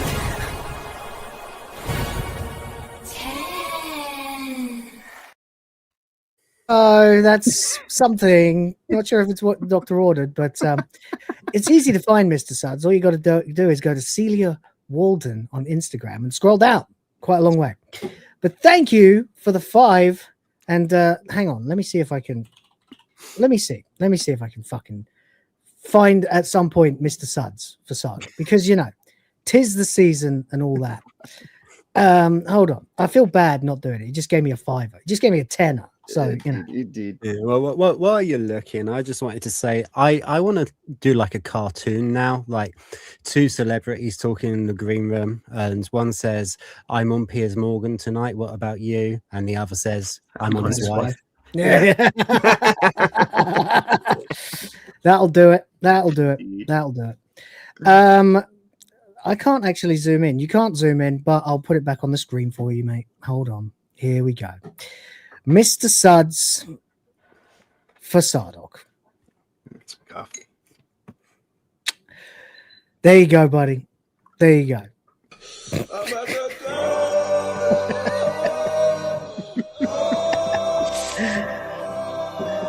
Oh, mate. Oh, my God. Another fucking... Oh, no, it's the same one. It's the same one. I thought someone had gone through all of these, dropping fucking Nick Fuentes' on them. Right. But there you go. Anyway, I guess we can just quickly, because it's tradition at this point for Thursdays, let's have a look at let's have a look at Mr. Piker, lamenting that his reputation with the youth has been irreparably tarnished. The youth has been so irreparably tarnished, I think, that most people think like I'm whatever the fuck they saw last. Because I wonder what he's talking about. Hang on.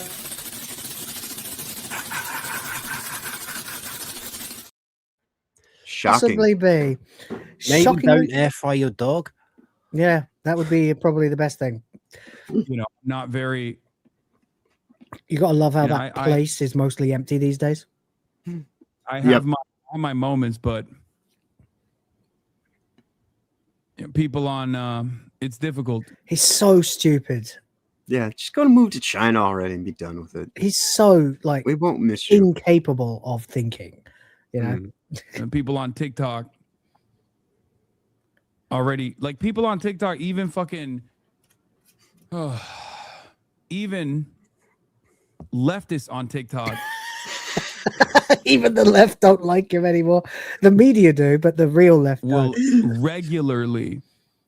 regularly do call out posts on people like myself. The entirety of the liberal content creators are constantly fucking shitting on the left, and the entirety of the right-wing content creators are shitting on the left. All the apolitical people are shitting on the left. Everyone's shitting on the left. Have you ever So if you're like a considered young boy maybe and you haven't really Maybe. thought about what your politics are, you literally never even open the door to leftist content. You never even, No one opens the door to Hassan Piker. Come right.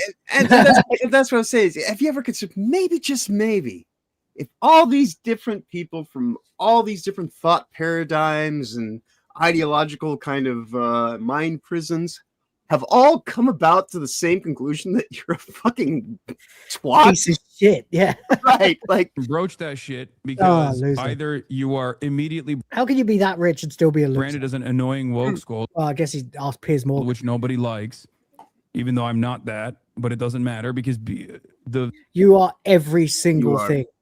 yeah. You are every bit of it. You are a nepo baby, a brain dead, airheaded imbecile, and a fucking terrorist sympathizing dog shocker. the very fact that I'm not that also leads to a lot of people getting mad at me for not being that, right? People on the left get mad at me for not being an annoying woke scold. People He doesn't like the woke on the right consistently call me an annoying woke scold. because you are. You're just not as woke as the people you've cultivated. So it's a really shitty media and And he goes and watches that.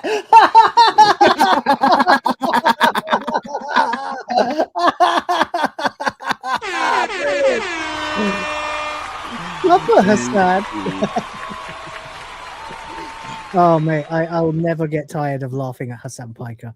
The misadventures of what did you call him in the chat, Sardok? No, was it Sardok or who was it called him? Palpa Hassanatine. Yeah. My favorite is Pikachu. Yeah, Pikachu is the best. Screwfist. Pikachu is fucking glorious, that one. By the way, start up for 2 says, thank you. Nice car.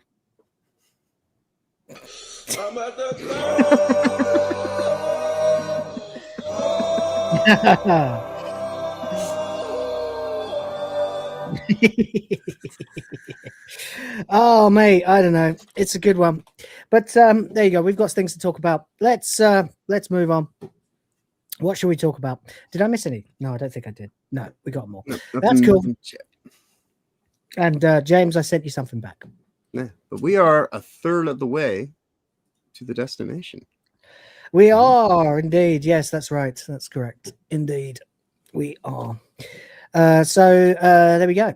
I don't know what to say about that. Just I mean, we're very close to a rest stop at the halfway point, so there's that. You know, we are very close to a rest stop. That's true. That's true. I guess I can play the OG. I was going to just play the felted money song, but there we go. We'll see. I want to show the Christmas one. I would like to see it. Let's get some Dobons. That'll help. A couple of Dobons and we'll be almost there. All right. What do you want to talk about? War Between the Land and the Sea or the Game Awards? Or various other things like Supergirl and stuff like that. Rhoda arrived last, so I will I'll let him decide. I mean, I don't have much to say about the War Between the Land and the Sea because I said it all yesterday. So it's mostly just what you guys think. Well, let's get it out of the way then. Right. Okay. Cool. Total piece of shit. Worthless. Yeah.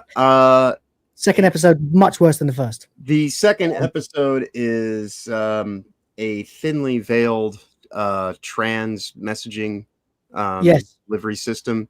The part when my eyes almost completely rolled out of my head and I would have had a hard time finding them because they would have been out of my head was when they were showing the tweets on the screen about how, you know, we've been here forever or we've always been in danger. And I was just like, oh God, the transing shit is just, I mean, between the thing that stung me a lot about it was just the relentless fucking barrage of attacks on humans.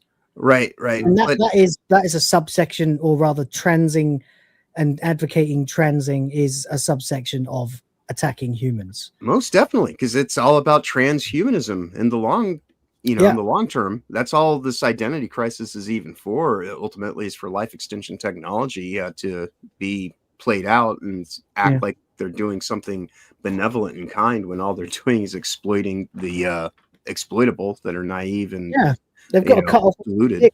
They can have more foreskins for their cream. Exactly. Exactly. Amongst many other diabolical plans that they're working on from it. Well, the sad thing is RTD, of course, as mentioned many times all over the internet now at this point, you cannot spell retard without RTD. Sure can't.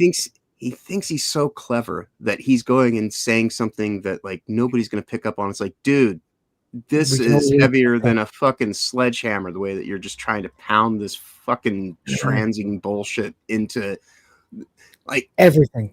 Yeah. You know what it's like? I mean, this is disgusting, I know, but it's like he's a kid and he thinks it's funny because he's farted, but he's actually shat his pants. Right. Except that he's like a 20-year-old philosophy student who laughs at his own farts, ironic. Yeah. Because he should be better than that. So it's a commentary on the baseness of humanity. Right, you know? Right.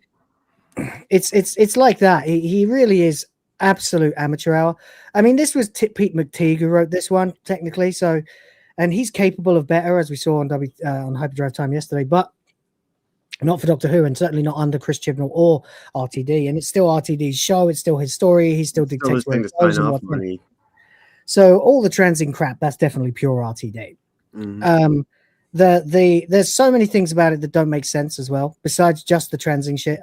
Like the fact that the Unified Intelligence Task Force, which is supposed to be the most high-tech body in the entire planet, is saying how much more advanced a bunch of fish people are than them. Right. But for what? Why Because have we never seen they them? might be telepathic.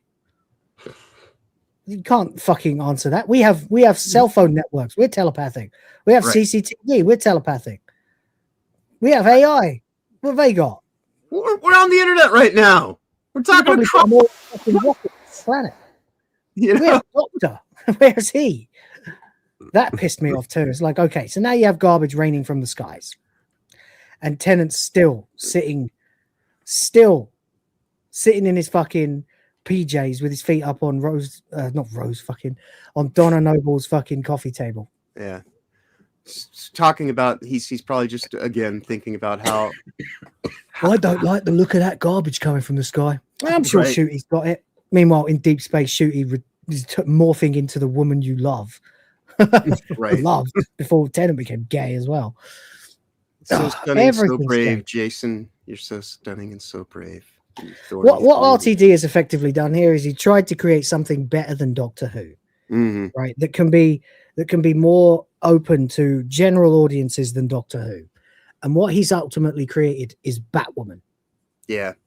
The confused adipose. I did not watch all of it, but just his title for it is that he is his conjecture is that this is happening in a multiverse. And in this multiverse, that's why everything's a multiverse. Of course. You are coping and seething. You just can't accept what you're seeing. Yes, yeah. Fucking hell. Fucking hell. I read the title and I watched it for a few seconds just in the little window, so it just was bringing up text. There's already a multiverse. Yeah, exactly. It's been that way for quite some time. Oh, fucking bad. And then there's the other things that don't make sense, right? Like the logistics of having a bunch of people who've, lived beneath the surface of the earth 5 miles undersea, knowing about the dark. Yeah. Like knowing that doing things in the dark is secretive. Right. And this whole concept that's like, it's our planet because we've been here longer. You didn't fucking do anything with it. Yeah. You're goddamn in the fucking ocean. So, possession's 9/10, motherfucker. And you can breathe on land. Yeah. Yeah. We stuck a flag in it. Tough tease, bitch. Yeah. That's Conquest it. happens. It's like, it's Too just bad. the nature of things. Britannia rule the waves. You had a chance. Where were you? Asleep. Suck it. That's right. And you know what pissed me off as well? Well, first of all, logistics. How the fuck did a bunch of sea creatures make it rain garbage? The only thing based on they have a big cannon. Right. Based on what she said, the sky is also the ocean. The only thing I can assume is that they have some kind of weird capacity to control. They've got flying fish. Massive flying somehow fish. Control like the miles properties of the ocean, i.e., the air. I don't know. It's fucking retarded. The vapor in the air carried it. Oh God, I hope it's not that. That would be the worst one.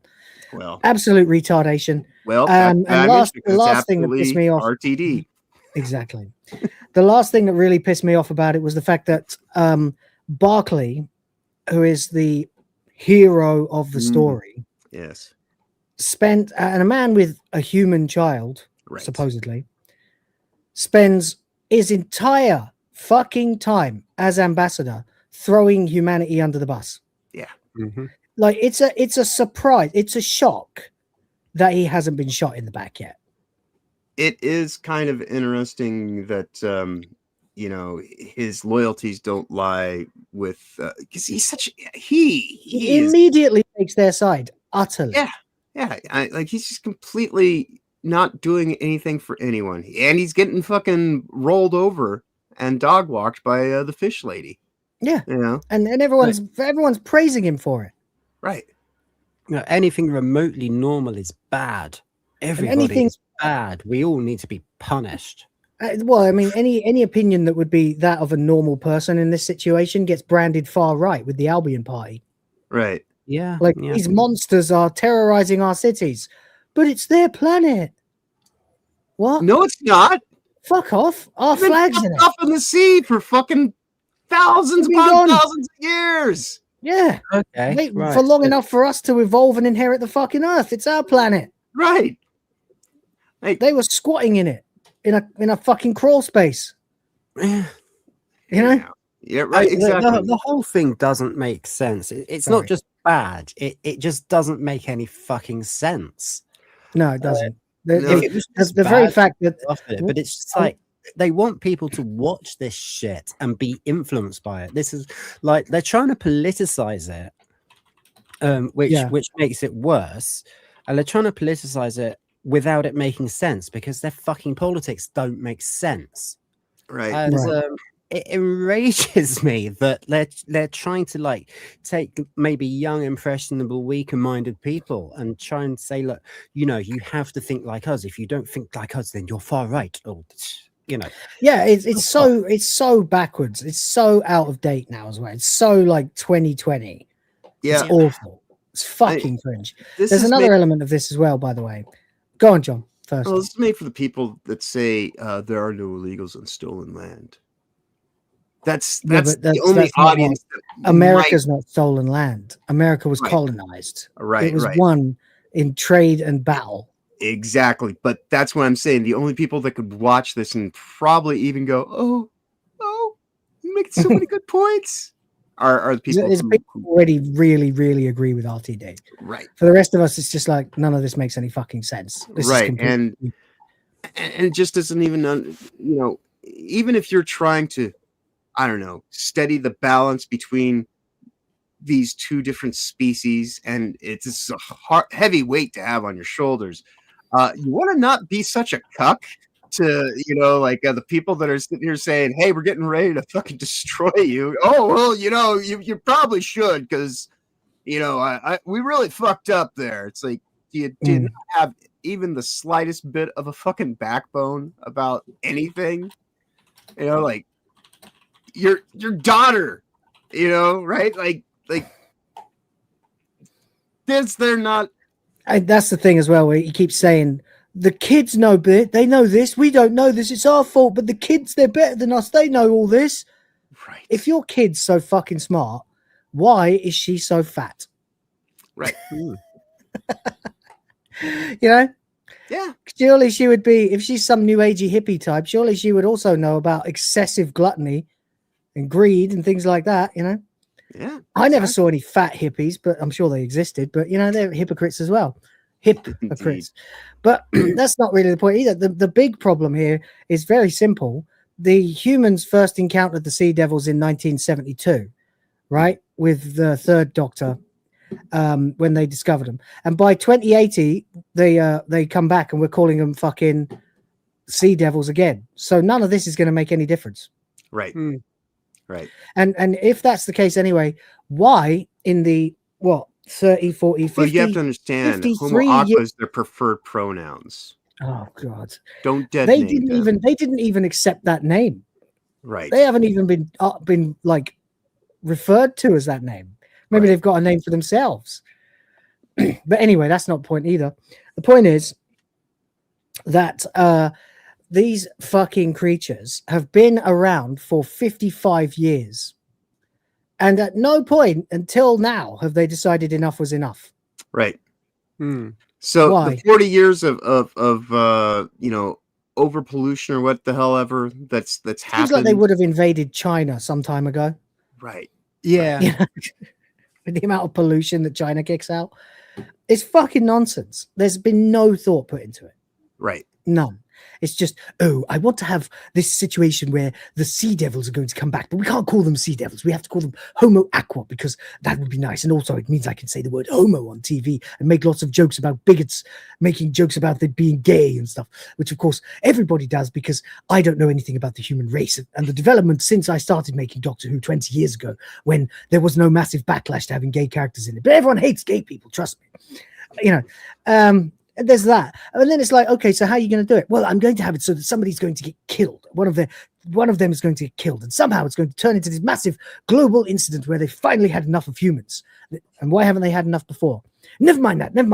It's just, they've had enough now, because now this particular one's eggs or something. Fuck off, Russell. It's fucking nonsense.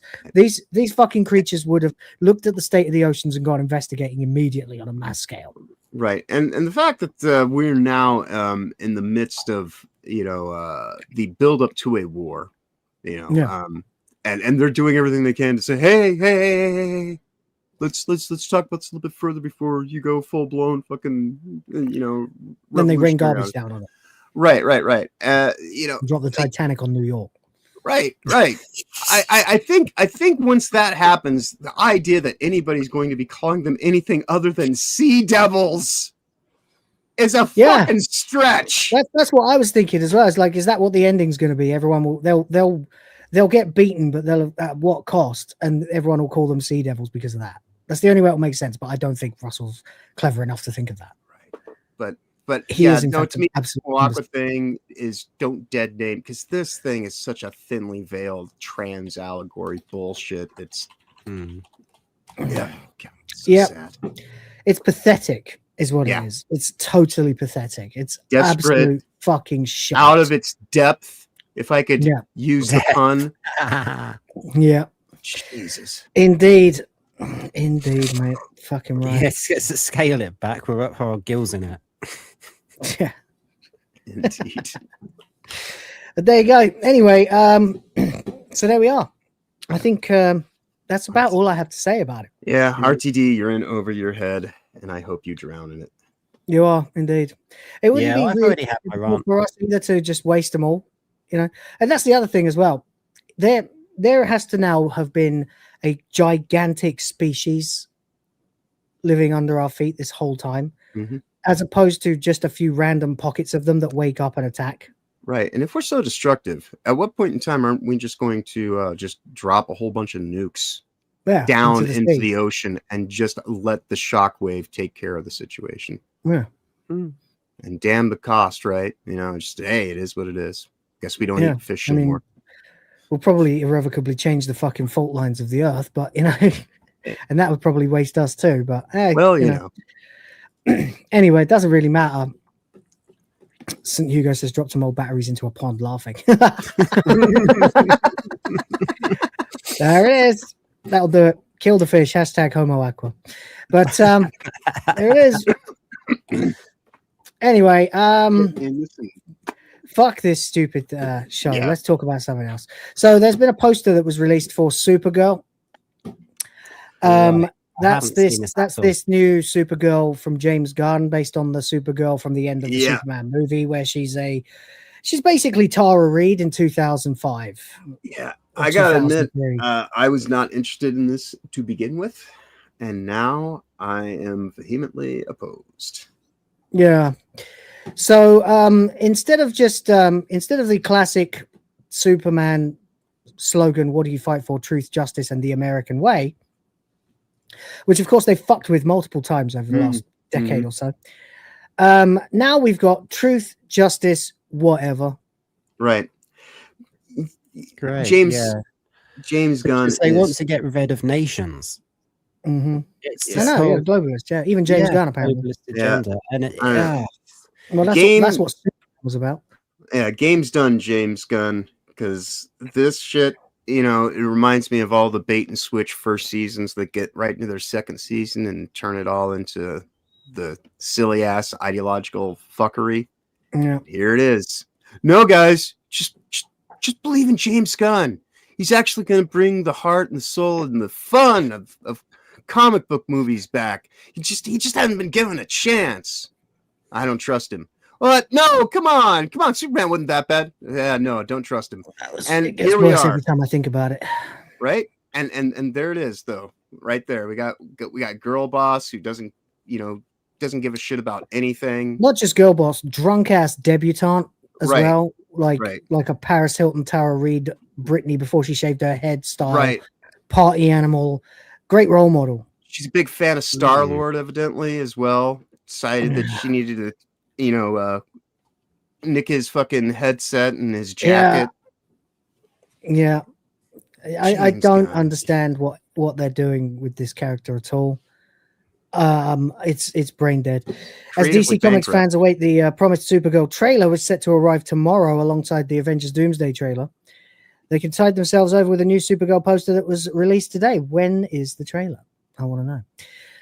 It might be now. A lot of these things come out while we're live. Right. But there we go. Anyway, it's besides that, James Gunn shared the Supergirl poster on social media. It depicts Millie Alcock's Supergirl in costume with a long red trench coat instead of her usual cape, a pair of dangling headphones, and the sunglasses she wore in the teaser for the trailer, leaning on a wall in flight that features a spray-painted Superman Supergirl S logo. The costume itself has been redesigned a bit from Supergirl's appearance in James Gunn's Superman. Top is now more roughly textured like soft chainmail, and the boots are higher and more stylized, coming up to Supergirl's thighs and featuring gold cuffs at the openings, blah, blah, blah. So, yeah, she's actually flying while she's doing that. Mm-hmm. Truth, justice, whatever. Woo! I mean, I hope she gets absolutely fucking humbled in the movie, frankly. Like, because she's a piece of shit.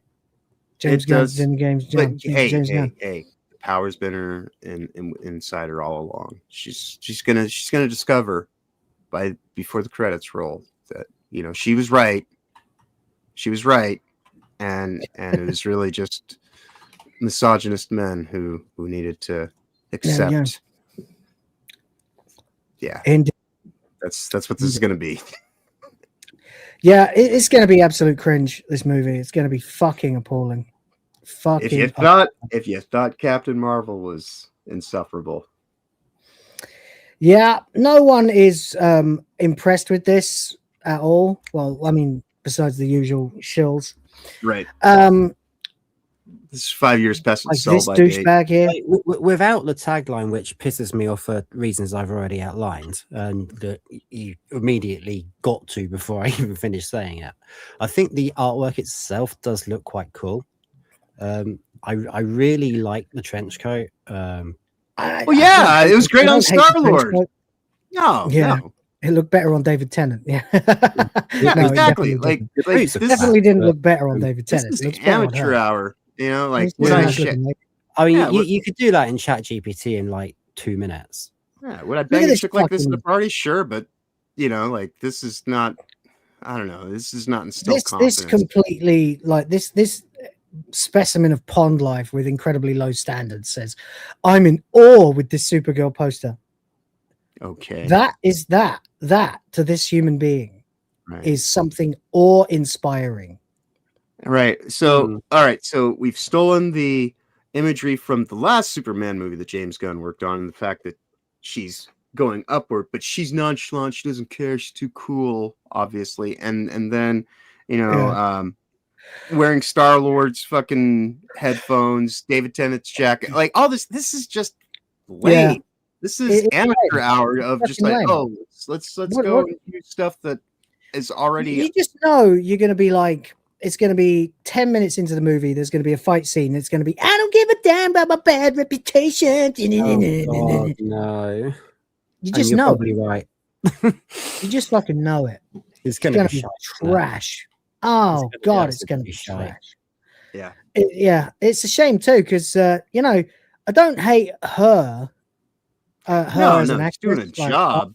Like, she's playing this fucking I Bet Cara has a wild playlist of songs.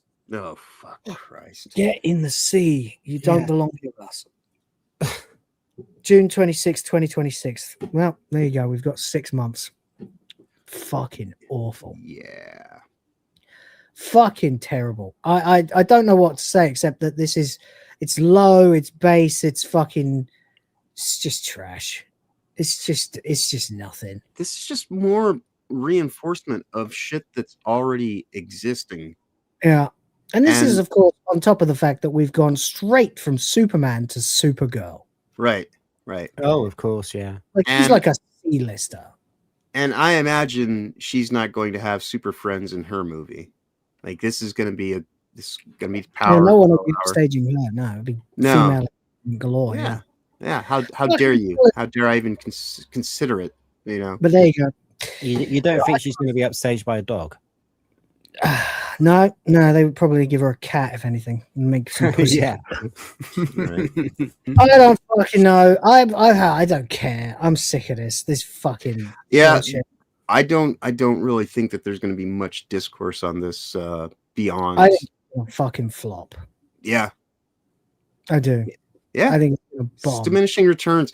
Look, Warner Brothers is already in the process of getting purchased. James Gunn is stalled out. They're already talking about how behind the scenes how he's already out the door. So this will be yet another DCEU that just it'll be even worse. failed to actually launch. Yeah. You know, it's pointless. Absolute cringe. Yeah. DC must be taken much more seriously than this, or it doesn't work.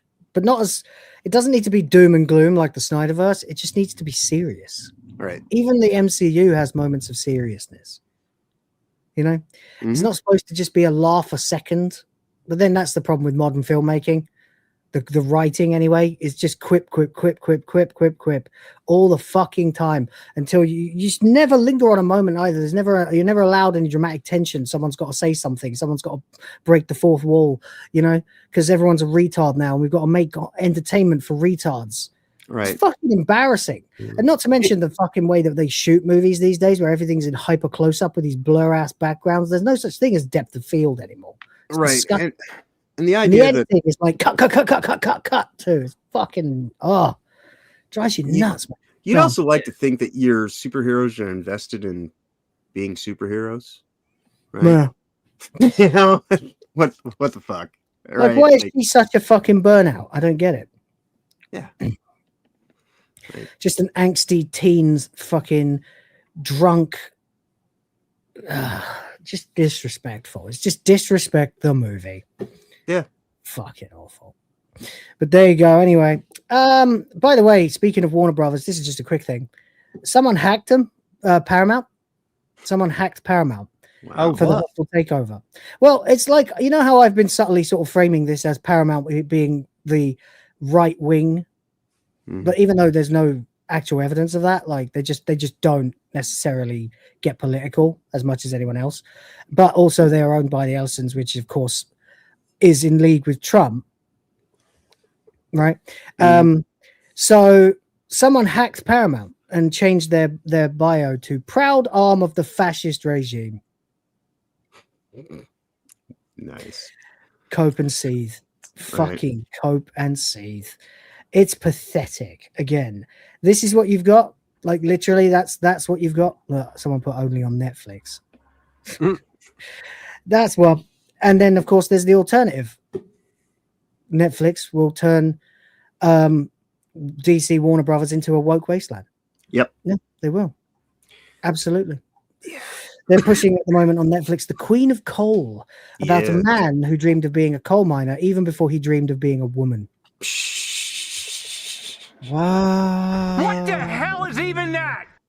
I hope you get Black Lung and you get everything you hoped for. And so, unfortunately, my little sort of kind of, and it was also that Park Place that agreed, that saw this as a grey tone representation of right and left again. It's now getting genuinely turned into that. Yeah. Netflix is doubling down on wokeness. Paramount is getting hacked and being called fascist. Yeah. Speaking of, memes that work without words on them. Do you have can you bring up the one that I sent you the other day? Since it kind of is in line with what we're talking about. It should be in our group chat, if I remember correctly, is where I posted. Okay, hold on. I'll see what I can find. In the meantime, right on cue too, because I was about to do a little grift. Sardoc for £5. Thank you very much, buddy. Appreciate you. That is some legit currency right there. So speaking of Netflix, I shared something on Discord, YouTube share channel you might enjoy. Okay, hold on. Let me have a look in a minute. First, I'm trying to do what John asked. It's getting to be a queue now. Hold on a moment. Where are we? Should be too far up. And then we'll get onto the Game Awards in a minute. Indeed. What the fuck? Let me see. I can't. I can send it to you again, probably. Yeah, I'm just trying to find the fucking chat. It's taking a month for Sundays to load. Right. What we got? Oh, yeah, of course, that one. Yeah, of course. Yeah, that. Yeah. Boom. I think it speaks quite clearly. Yeah. Yep, that's exactly the fucking thing. Yeah, right there. Indeed. In the Netflix spot, you know? Yeah, it's fucking awful, actually. Fucking Netflix. I really, really, really want to get rid of them. I might start campaigning harder to get rid of it. Once I've proven conclusively to the wife that Plex is easy to use. Well, you know, my justification for not having streaming programs or streaming sites and services is that I can just pay for a VPN. Yeah. You know? Yeah. One-stop shop. You tell me what you want, I'll get it there for you. You know, it's like save some money. Easy peasy, Yeah. There we go. What we got here? This is the Netflix adaptation of the moon landing. This is the Netflix adaptation of the moon landing. A trans hijabi amputee named Leica sent up to space as the only person aboard a craft called the Safe Space. The She's Safe planning to Space. film a 12-episode limited series about healing her inner child, all sponsored by the European Union. And NASA. Wow. They selected her out of 2,000 potential pilots because she has Holy 400K followers on TikTok. Damn. How about that? Motivational cooking videos. Oh my God. Set up for live streaming, and halfway through the journey, she does an on-stream Q&A. Same things And like, he's saying AI can't. but due to a computational error and Oh my overall God. lack of piloting skills, the safe space starts drifting, causing it to be trauma dumped into the IKEA universe. That wasn't supposed to be revealed until 2035. Holy Knowing that shit. requires elite ball knowledge. Get your elite ball knowledge pilot polo at childrenofcon.com. Link in bio. Netflix does the moon landing. Yeah. Holy shit. Super fucking accurate. Wow. That's like a joke up. That's like every half second another joke. That's fucking brilliant. Right. That's really good. Thank you for sharing. That's crazy. That's crazy. What's in the music tab? Oh, okay. Hold on. I can't keep up with all this shit. We should just drop everything into topics of the fans, then I'll know. Yeah. Where the fuck is the music tab? I can't even find it. I genuinely can't find it. Oh, fans of the music, right? Of course, yeah. That's the in the Discord, guys. You can join the Discord. And what the fuck is that? All right, fuck it. What is it? It's something. It's something. It's called I glued my balls to my butthole again.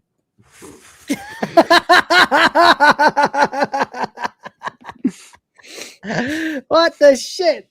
All right, come on, chat. We are at what, 35? We need to get to the halfway point. I want to show you some Christmas tits.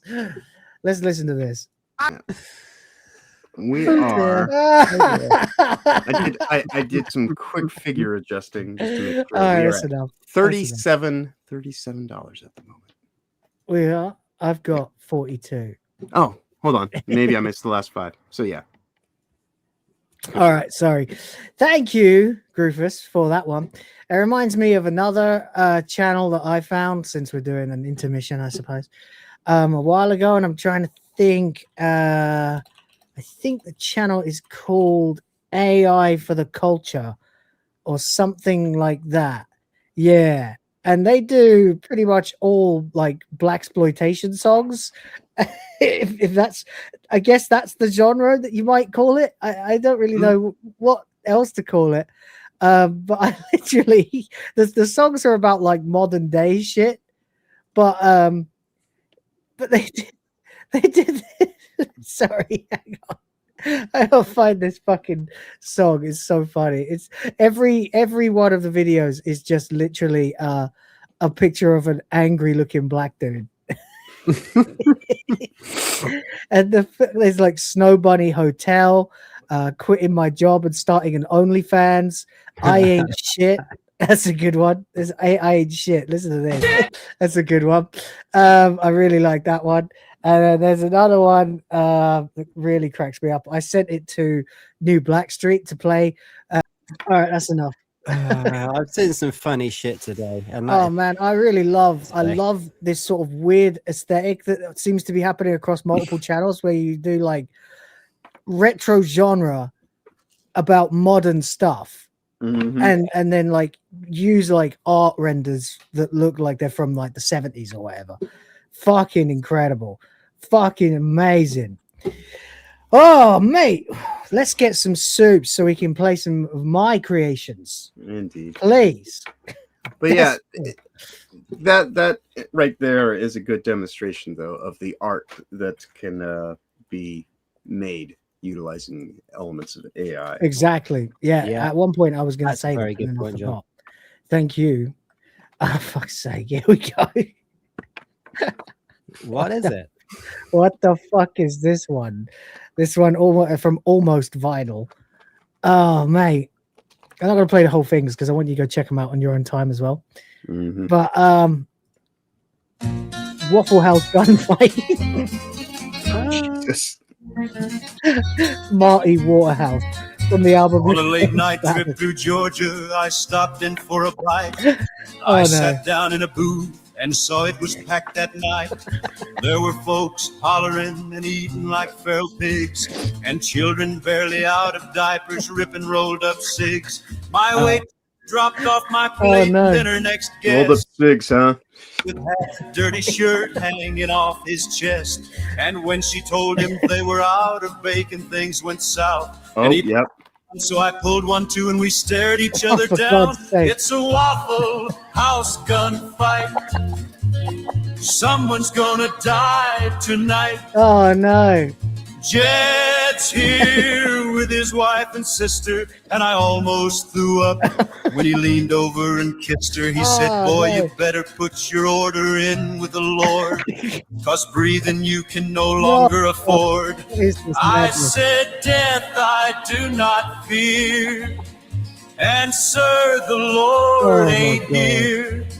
Oh, the man What is below will claim a soul. You know, I used to live in Savannah, Georgia. Is the devil's place And to yeah. play. God, these are great. These There are was great. not the anytime you go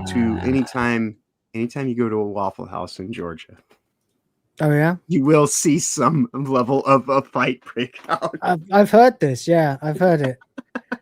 It's not a white thing, apparently. No, it's but people in the Waffle House are pretty I'm surprised these channels don't get called racist. Sorry, pretty guys. much on empty, like in terms of just where people's meters at. Like they're Yeah. they're exasperated and they're hungry and they want their fucking grits and bacon and Tabasco What the fuck are sauce. grits? It is a creamed corn kind of thing, effectively, but it's a little bit Sounds more. minging. Why can't you just Yeah. eat corn on the cob with butter like a normal person? Well, it's like it's like kind of like cornmeal as a porridge. Oh my god, that's even worse. And Yeah, well, they what use you do cornmeal. what you do with grits is you put a lot of hot sauce in it and you eat it with bacon. Like use the bacon. So it's food that you have to flavor yourself to make it palatable. Well, it usually has butter on there already, but I put in more butter and Tabasco.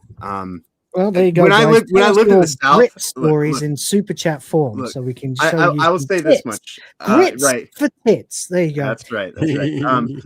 I have not had grits since I moved out of the South. It's very much a Southern thing. I do kind of the only time I ever miss it though is when I'm just like, man, I could really go for some grits and bacon, but it's always and bacon. You need to have the What bacon. the fuck are we talking about on this pop culture show? Okay, I can bring it back to pop culture. I only know what grits are because of watching Doctor Who? Ramsay's Kitchen Nightmares. Oh right, okay. Pretty sure There we go. I remember the Master asking what grits are in an episode of Doctor Who as well. So that works. Indeed. Oh, and by the way, it's not all doom and gloom. One last thing before we go into the Game Awards. Kelsey Grammer, fucking Oh, yeah. chief of He's a kings, the king of kings, Fraser Crane himself, the goddamn Republicanist celebrity who walks around this earth today, has broken Hollywood ranks to praise Trump as maybe the greatest president ever. I fucking love Kelsey Grammer. Yeah, I love Frasier. I love so Cheers, funny. but I like Frasier a lot more. Frasier creases me up. Frasier's like Marx Brothers kind of comedy. Oh, it's the kinds of insane superb. situations they get into. Probably So the funny. best American sitcom, I would say. It might be, yeah. It is. It probably is. I mean, I'm always gonna be the guy who watched Friends growing up, but right after Friends on Channel 4 every Friday was Frasier. So I watched an awful lot of that too. At first, I didn't quite get it. Don't get me wrong. I do like Friends, but I like Frasier more. Yeah, Frasier's better. Frasier's a higher class of comedy. It is. It's just not as mainstream in its appeal. And I'm not saying that like, oh, you have to be, whatever to like Frasier. No, you fucking don't. Anyone can enjoy Frasier. It's hilarious. Like the restaurant episode where they try to open a restaurant and it's Niles and Frasier working together. So of course it's going to be a fiasco. And then they call it like whatever the French is for the Happy Brothers. And they refer to it as that all the time. They try to make it really swanky. But because of their fucking egos, they keep changing each other's recipes and fucking adding more to the sauce and doing this and that, adding more brandy to the fucking eels and the cherries and stuff like that. And then finally, eventually, one terrible thing happens after another, and eventually the whole place goes up in flames. Right. And then when they're sitting there lamenting, the phone rings for someone to make a fucking reservation. The dad picks up, goes, "Hello, Happy Brothers Restaurant." Just boom, just perfect, just a farce every week. It was fucking glorious. Oh yeah, the dad in it was so funny with his dog as well. R.I.P. John Mahoney. Yeah. They've done it. I've literally cried laughing at that show. Oh yeah, so have I. I've wailed with laughter at that. I have for Friends too, though, but in different situations. The thing that Frasier does that Friends often doesn't is it doesn't separate its cast as much. The best episodes of Friends are the ones where they're all together in one room, and there's three subplots. There's three plots happening in one living room. Those are the best, But then Frasier does that more than Cheers than Friends does. Friends splits the cast up and puts them in different situations. And Frasier keeps them together, so you'll end up with much more farcical situations more often, and that's why I think. Anyway, there you go. That's enough of that. It's time to talk about the fucking Game Awards, because did we get into what he's actually done? What Kelsey Grammer? Yeah, he literally he said something and he pissed off a whole bunch of he's being a Chad. Cool. Just being, there's nothing to it. It's just a quick thing I wanted to shout out to. That's awesome. Also, Frasier, big money maker for Paramount. Ooh. Well, that's interesting. Currently on the air again, of course. They're doing the sequel Frasier show, which I really think they should have changed the name of. They should not have called it Frasier, because now it's just fucking confusing, because you've got Frasier 2025 or 2023 and Frasier 1993. It's just really strange. I don't know why they did that.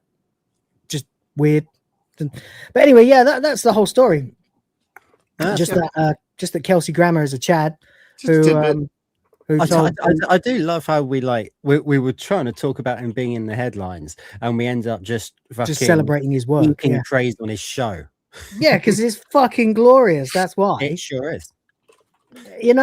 I mean, I'll try and find there are many that have reported it, so I can just go with another one. He says, "We've one of the greatest presidents we've ever had, and possibly the greatest." Kelsey Grammer thinks President Trump is one of the greatest presidents we've ever had. He was Trump awarded the 2025 Kennedy Center honorees with their medals in the Oval Office after the ceremony. Get off my screen. The State Department Kennedy Center Honors Medal presentation dinner was held this year's recipients were Sylvester Stallone, Gloria Gaynor, George Strait, Michael Crawford, and the members of KISS. KISS also, Gene Simmons said that Trump is a fucking hero as well. I watched KISS getting their award on YouTube. That's cool. Gene Simmons is another Chad. So he's speaking to Fox News Digital.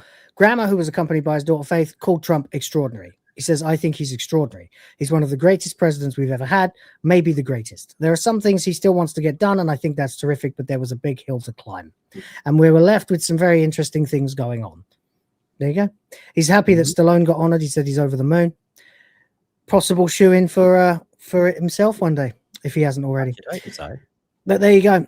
Anyway, we have to talk a bit about the Game Awards because they are happening in 8 hours. And I'll be live for them with the rest of the SNH crew. We'll all be streaming on our own channels, but we'll all be together as well. It's probably going to be a shit show, and it's going to be glorious. So that'll be it. It'll be probably just a whole bunch of people arguing and me sitting quietly waiting for my turn to talk, because that's what I've become on that show now. I used to talk more often. But there you go. So anyway, here's the things that people are speculating may steal the spotlight. And for the duration of the rest of this segment of the stream, we'll pretend to be as good faith as we possibly can be about the Shame Awards. Because, they're going to happen whether we report on it or not. So we might as well get a grift going and see if we can get some Christmas titties. Only $60 to go. That's right. Away from tier 1. Christ. The Game Awards 2025, what might steal the spotlight? So whispers are already swirling about which unexpected reveal could dominate the Game Awards 2025. Now, of course, we did talk about the Tomb Raider thing. There's apparently going to be a Tomb Raider trailer. Sonic 3. Evidently Sonic Adventure 3 is evidently a thing as well. Yeah, I heard something about Sonic Adventure 3 as well. Dan posted it to me right before the show started, like literally right before. Yeah, there's a rumor that there might be an announcement about that. I put that on wild. Yeah, Half-Life 3 seemingly more likely, but that is probably not going to get mentioned tonight. I don't think. That'll be more when they do the actual Steam machine announcement. But there's some information about that that's coming about as well. So James has just made Merry Christmas for John. Oh, well. Yeah. Holy shit. Fucking hell. That's a bit different. That's fucking 50. Yeah, dude. 50 memberships. 50 memberships for the fucking fans. Holy shit. I don't even know where to start. I got some clips to play. Hold on to your asses for the next few minutes, folks. That's right. We're being taken over by cringed cope and titties. So, oh my God, where do I even begin with this? First things first. Here we go. Let's go, Grift Force! Doing it for the princesses! Pathetic grifter. I'll dedicate my life to stalking him. Why do people continue to give him donations? It makes me so angry! Well, time to go to work. I've seen your heart across the screen, every cheer, every dream in between. You stayed up late, you pressed restart, you leveled up right off the chart. I'll show you something good tonight, a little shimmer in the neon light. You gave your time, your touch, your mood, so now I'll show you something good. From velvet skin to crimson eyes, I'm your reward, your sweet surprise. You've been faithful, brave and true.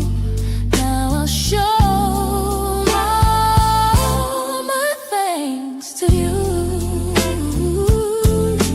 A flicker, a glance, a dangerous grin, a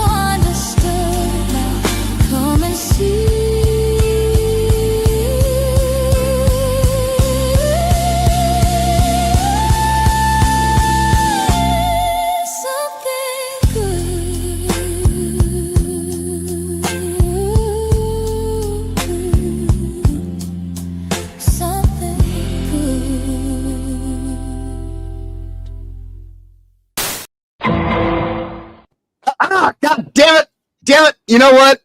I don't care. I'm smiling. My cheeks hurt. These ones right here. Yeah, right.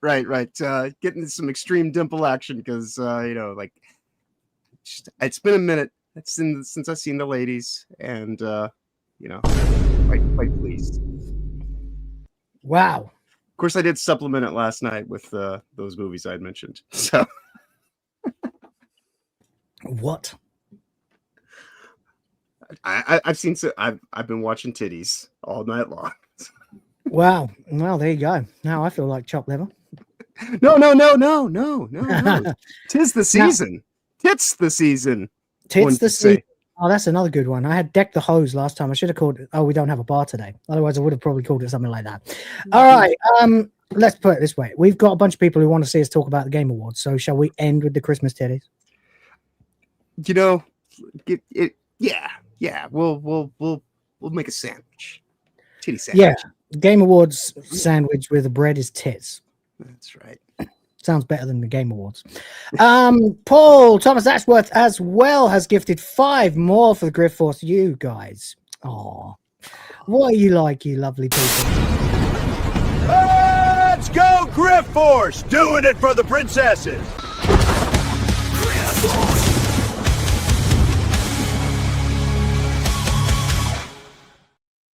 Hey, thank you so much for that. Appreciate you.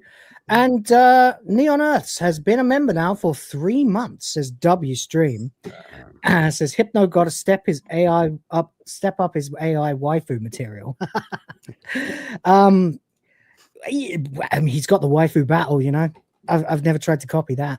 But this one I feel like I have a unique flair for. Indeed. What is it you called me, John? The bot whisperer? Yes, indeed. That is harder on them. I tell you what it is. It's because I am very serious about video editing. I'm not even happy with the Christmas one yet. There are shots I could change. I might, but I am happy with it. I'm happy, but I think I could make it even better. But that's why I think people say mine are the best, and I'm very flattered. Thank you. When it comes to making shameful material, I am for hire, of course. If any of these guys want to up their game, you know, that's right.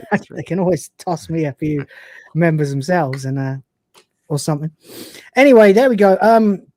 All right, James Op, thank you. Paul and Neon Earth, thank you all, and especially James Op. Fucking hell, man, 50 out of nowhere. I didn't know what to do.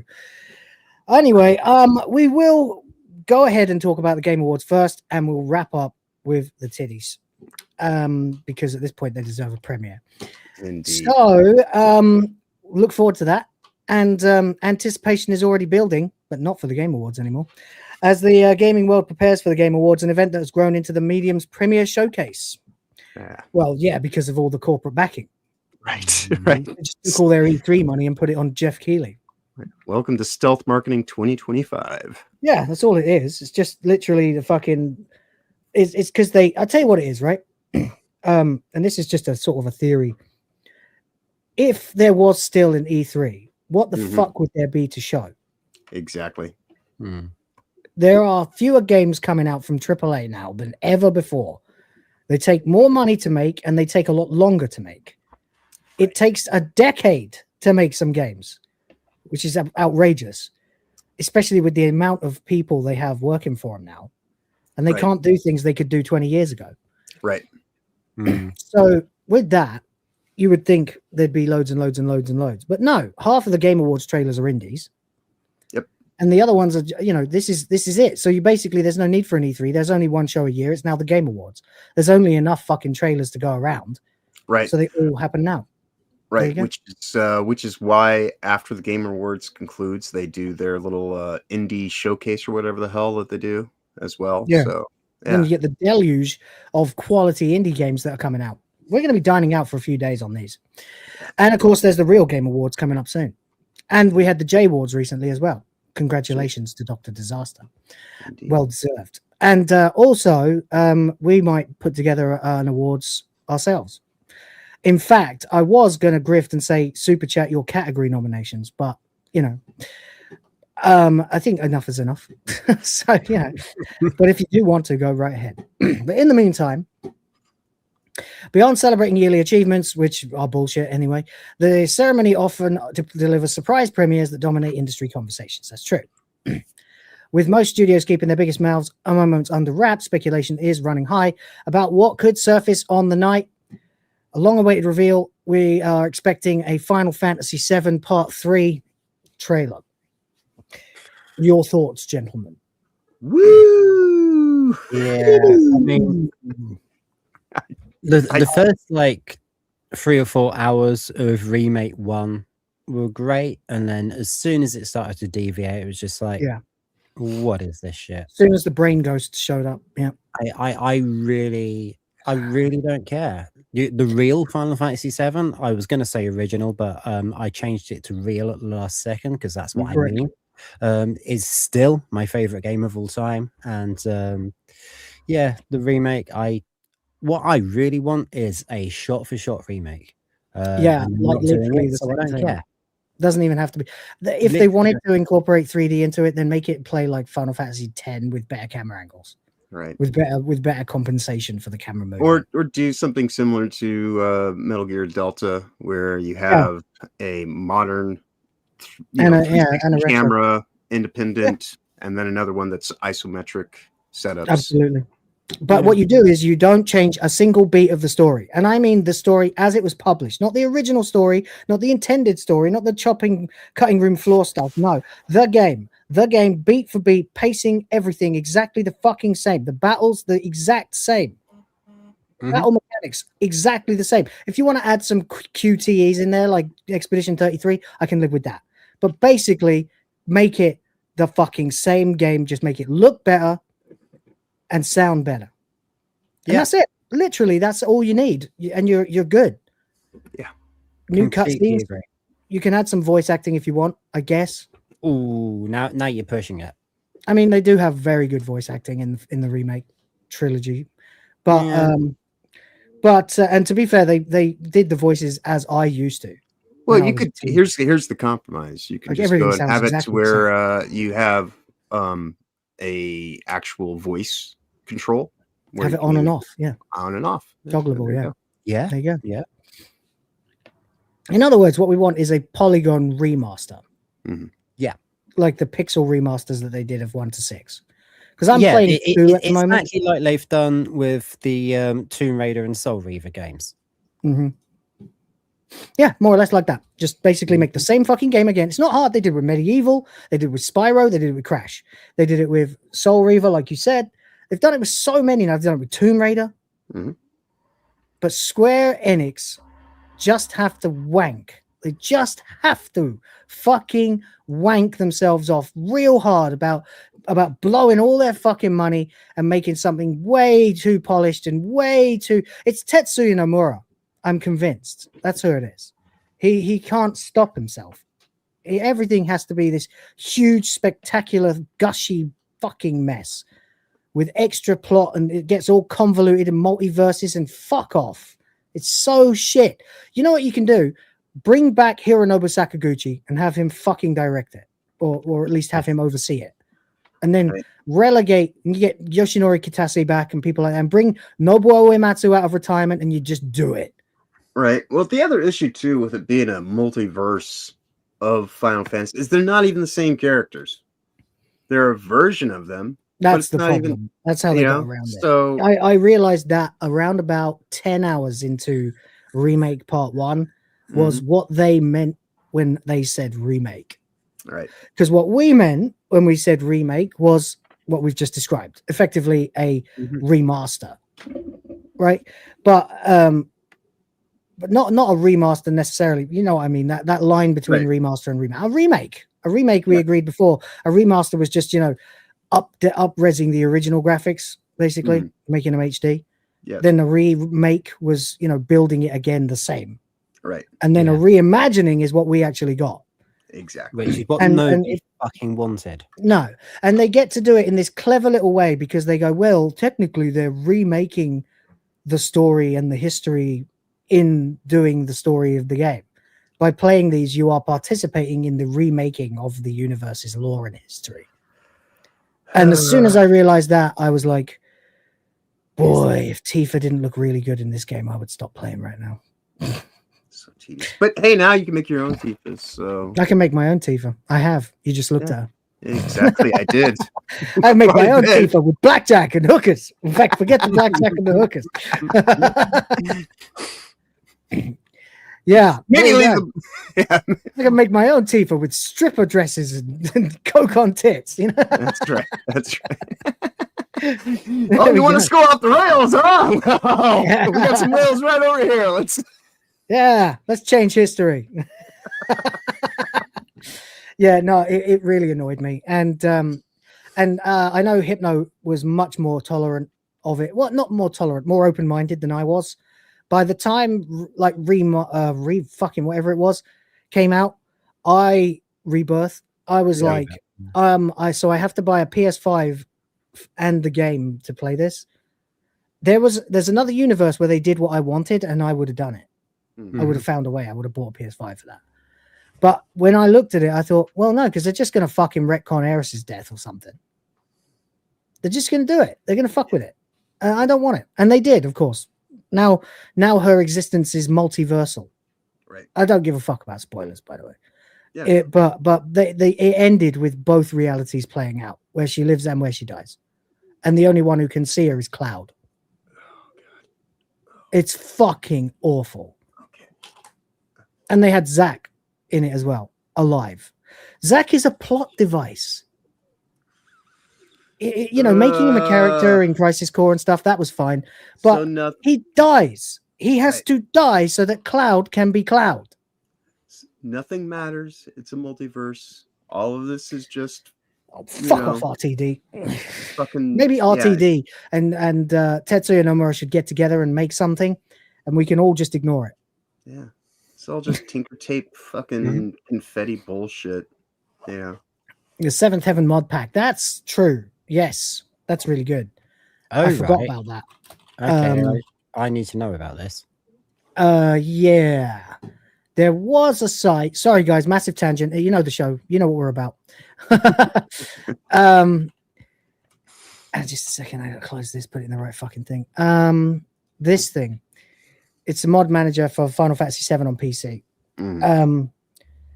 And you get all these various things in it. Hang on. If it's not what is that what I want? Easy to use, fully customizable user interface. Gone are the days of annoying game launch errors that make no sense. Say goodbye to Game Converter, Final Fantasy VII config, and struggling to use the disk ISO. It just works. Everything you need is in an easy-to-install all-in-one package. It's only one click from selecting play to enjoying the game. All right, let's show it. I've seen it before, but not for a long time. Help is built in. But with all these bug fixes involved, there's that. There's graphic ones. Tifarith. There's the version that upreses all the characters. I've seen it. Where the fuck is it? I can't remember. Just go look into it. Anyway, it will become a can of worms if I have to fucking go into this. So we'll just leave it. But you can actually do so much with it. Cookie Kaiju's right. Anyway, okay, so there's part 3, obviously progressing steadily. It's time for a trailer for many people. I don't care about this, but I will, attempt to respond as someone who No, I'm not going to. I'm going to insult it almost certainly. I don't know what they'd have to do at this point to get me to believe that they can pull this off. I mean, first things first, how are they going to do the entire world at your fingertips without, because it's going to have to be on like 2 or 3 discs, isn't it? Even on PS5, if they want to have the whole world map that you can fly around in the high wind. I think that this is probably going to be used in ROMs more than yeah, discs. Yeah. Oh well. Anyway, I don't know. We'll see. Maybe we'll see. Then there's Respawn, who have not talked much about Jedi: the Jedi series, the Star Wars Jedi. We had Jedi Survivor and Jedi. Can't think of the other one. They might be doing a new one. According to IGN, the studio's long envisioned Cal Kestis' narrative as a trilogy. So fair enough. I also heard that there's some updates for Knights of the Old Republic remake, which is, you know, bit of a monkey's paw there. Yeah, evidently. But what have they done to it? Right. Well, evidently they were planning on putting in all the stuff that got cut out of the end of KOTOR 2, and a whole bunch of modders went and did stuff. But Disney, in their infinite wisdom, said, "Well, if you don't know the people's actual legitimate names, then you know, because they can't be credited under their handles." Yeah. So the company is, and this might be the previous time that they did this. They had to abandon including it. So who knows? Unless they're actually just doing the work all the way themselves this time. I don't know. I'll hold my judgment on KOTOR 2 until I know a little bit more. But I'm content with the ones that exist already. And if that's not enough, I also heard that the sequel is also getting a remake, and that's already in the works. Right. Which is hilarious because it's taken them fucking years to do the original. Right. So there you go. With Jedi Survivor approaching its 3rd anniversary in 2026, a first look at the finale seems increasingly plausible. The series stands as a bright spot for Electronic Arts' single-player output. People actually like those games. You know, I never played them myself. I think I've got one of them. It's on one of them was on my wish list. I think someone might have, Fallen Order. Someone gifted that to me a while ago. I still haven't played it, but I want to.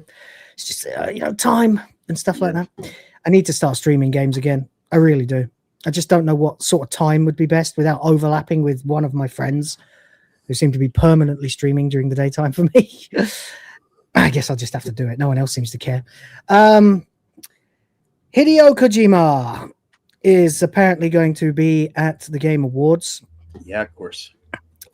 Of course, he has to be. Kojima Productions' Project OD, developed with Xbox and filmmaker Jordan Peele, remains shrouded in mystery. Fuck that guy's movies. They are terrible.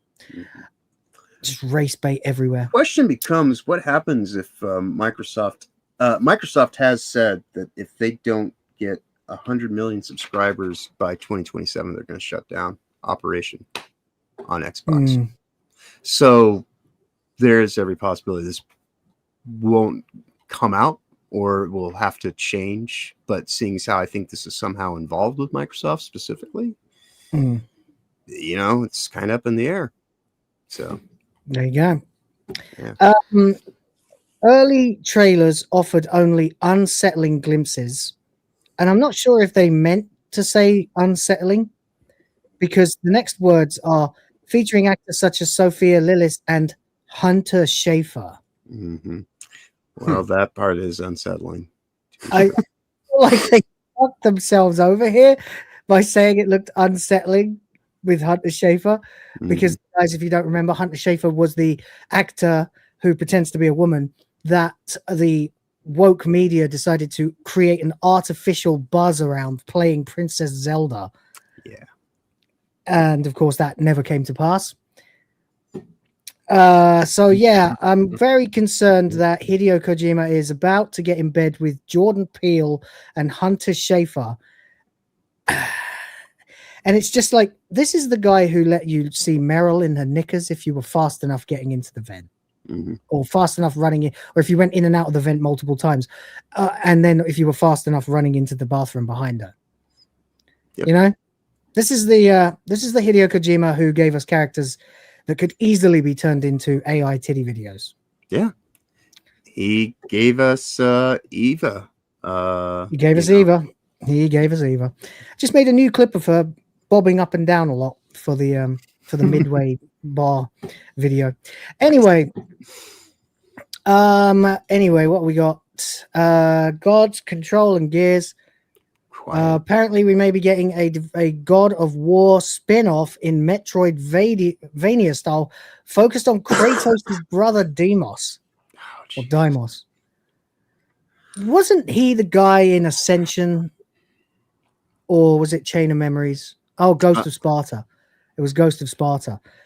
The guy who had the actual scars that Kratos tattooed himself with to match. I own one of them.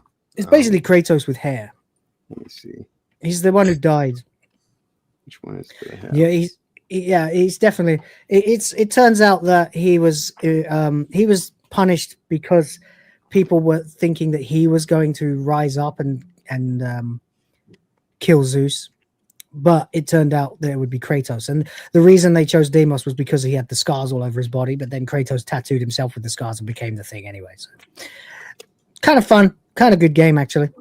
Well, I'm verified, but I don't know what they would do with him because he's not relevant. But okay. And he's dead. But whatever, anyway, I suppose. While unverified, insiders hint the Game Awards could actually finally lift the curtain. Remedy Entertainment may also be preparing to showcase its next major title. Industry tracking points to either Control 2 or the long-discussed Max Payne remakes. Another franchise fit to be killed. They will never get Max Payne right now. Never. In a million years. Yeah.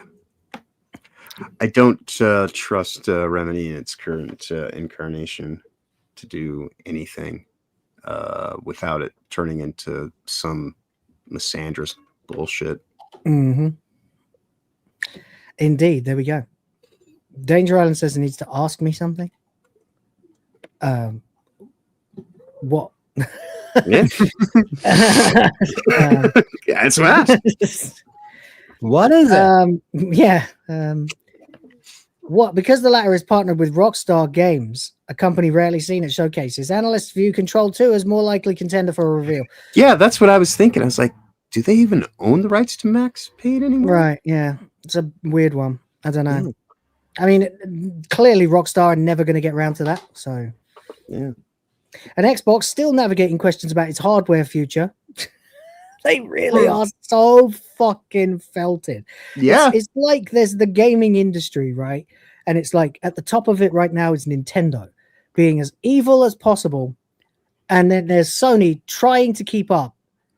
And then way behind them is little Xbox with its Game Pass going, wait for me, I can't keep up, I'm knackered. Like Robo Lister. Right. They have no future. No. They're done. I can't see, especially with their last antics of raising the price and then everybody canceled, and then to try to stop the bleeding off. They were like, "Hey, if you're already grandfathered in at this price, we'll keep it at that price." But that was after millions of people already left, and now if they go back, then they're going to get hit with the higher price.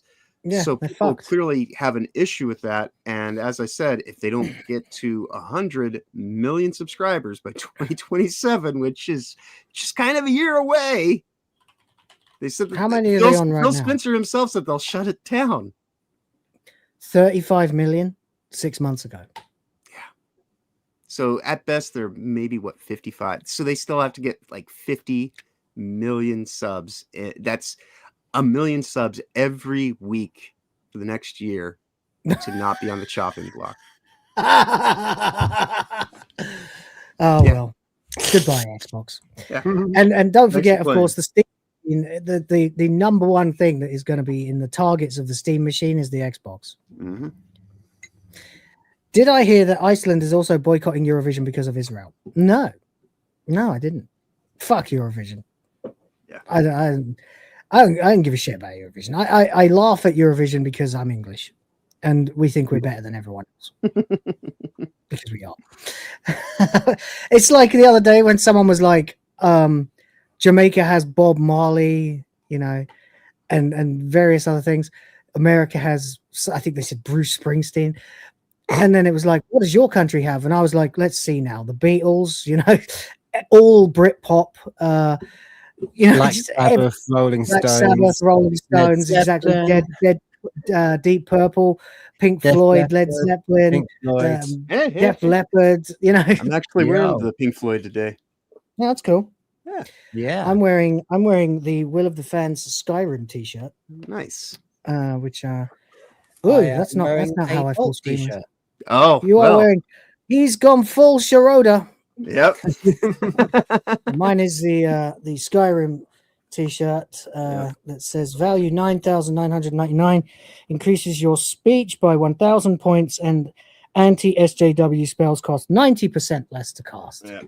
Mine is a concert reprint from 1972. It's not an actual vintage 1972 one, but it is based off. I'm sorry, John. Mine is an original from 1994.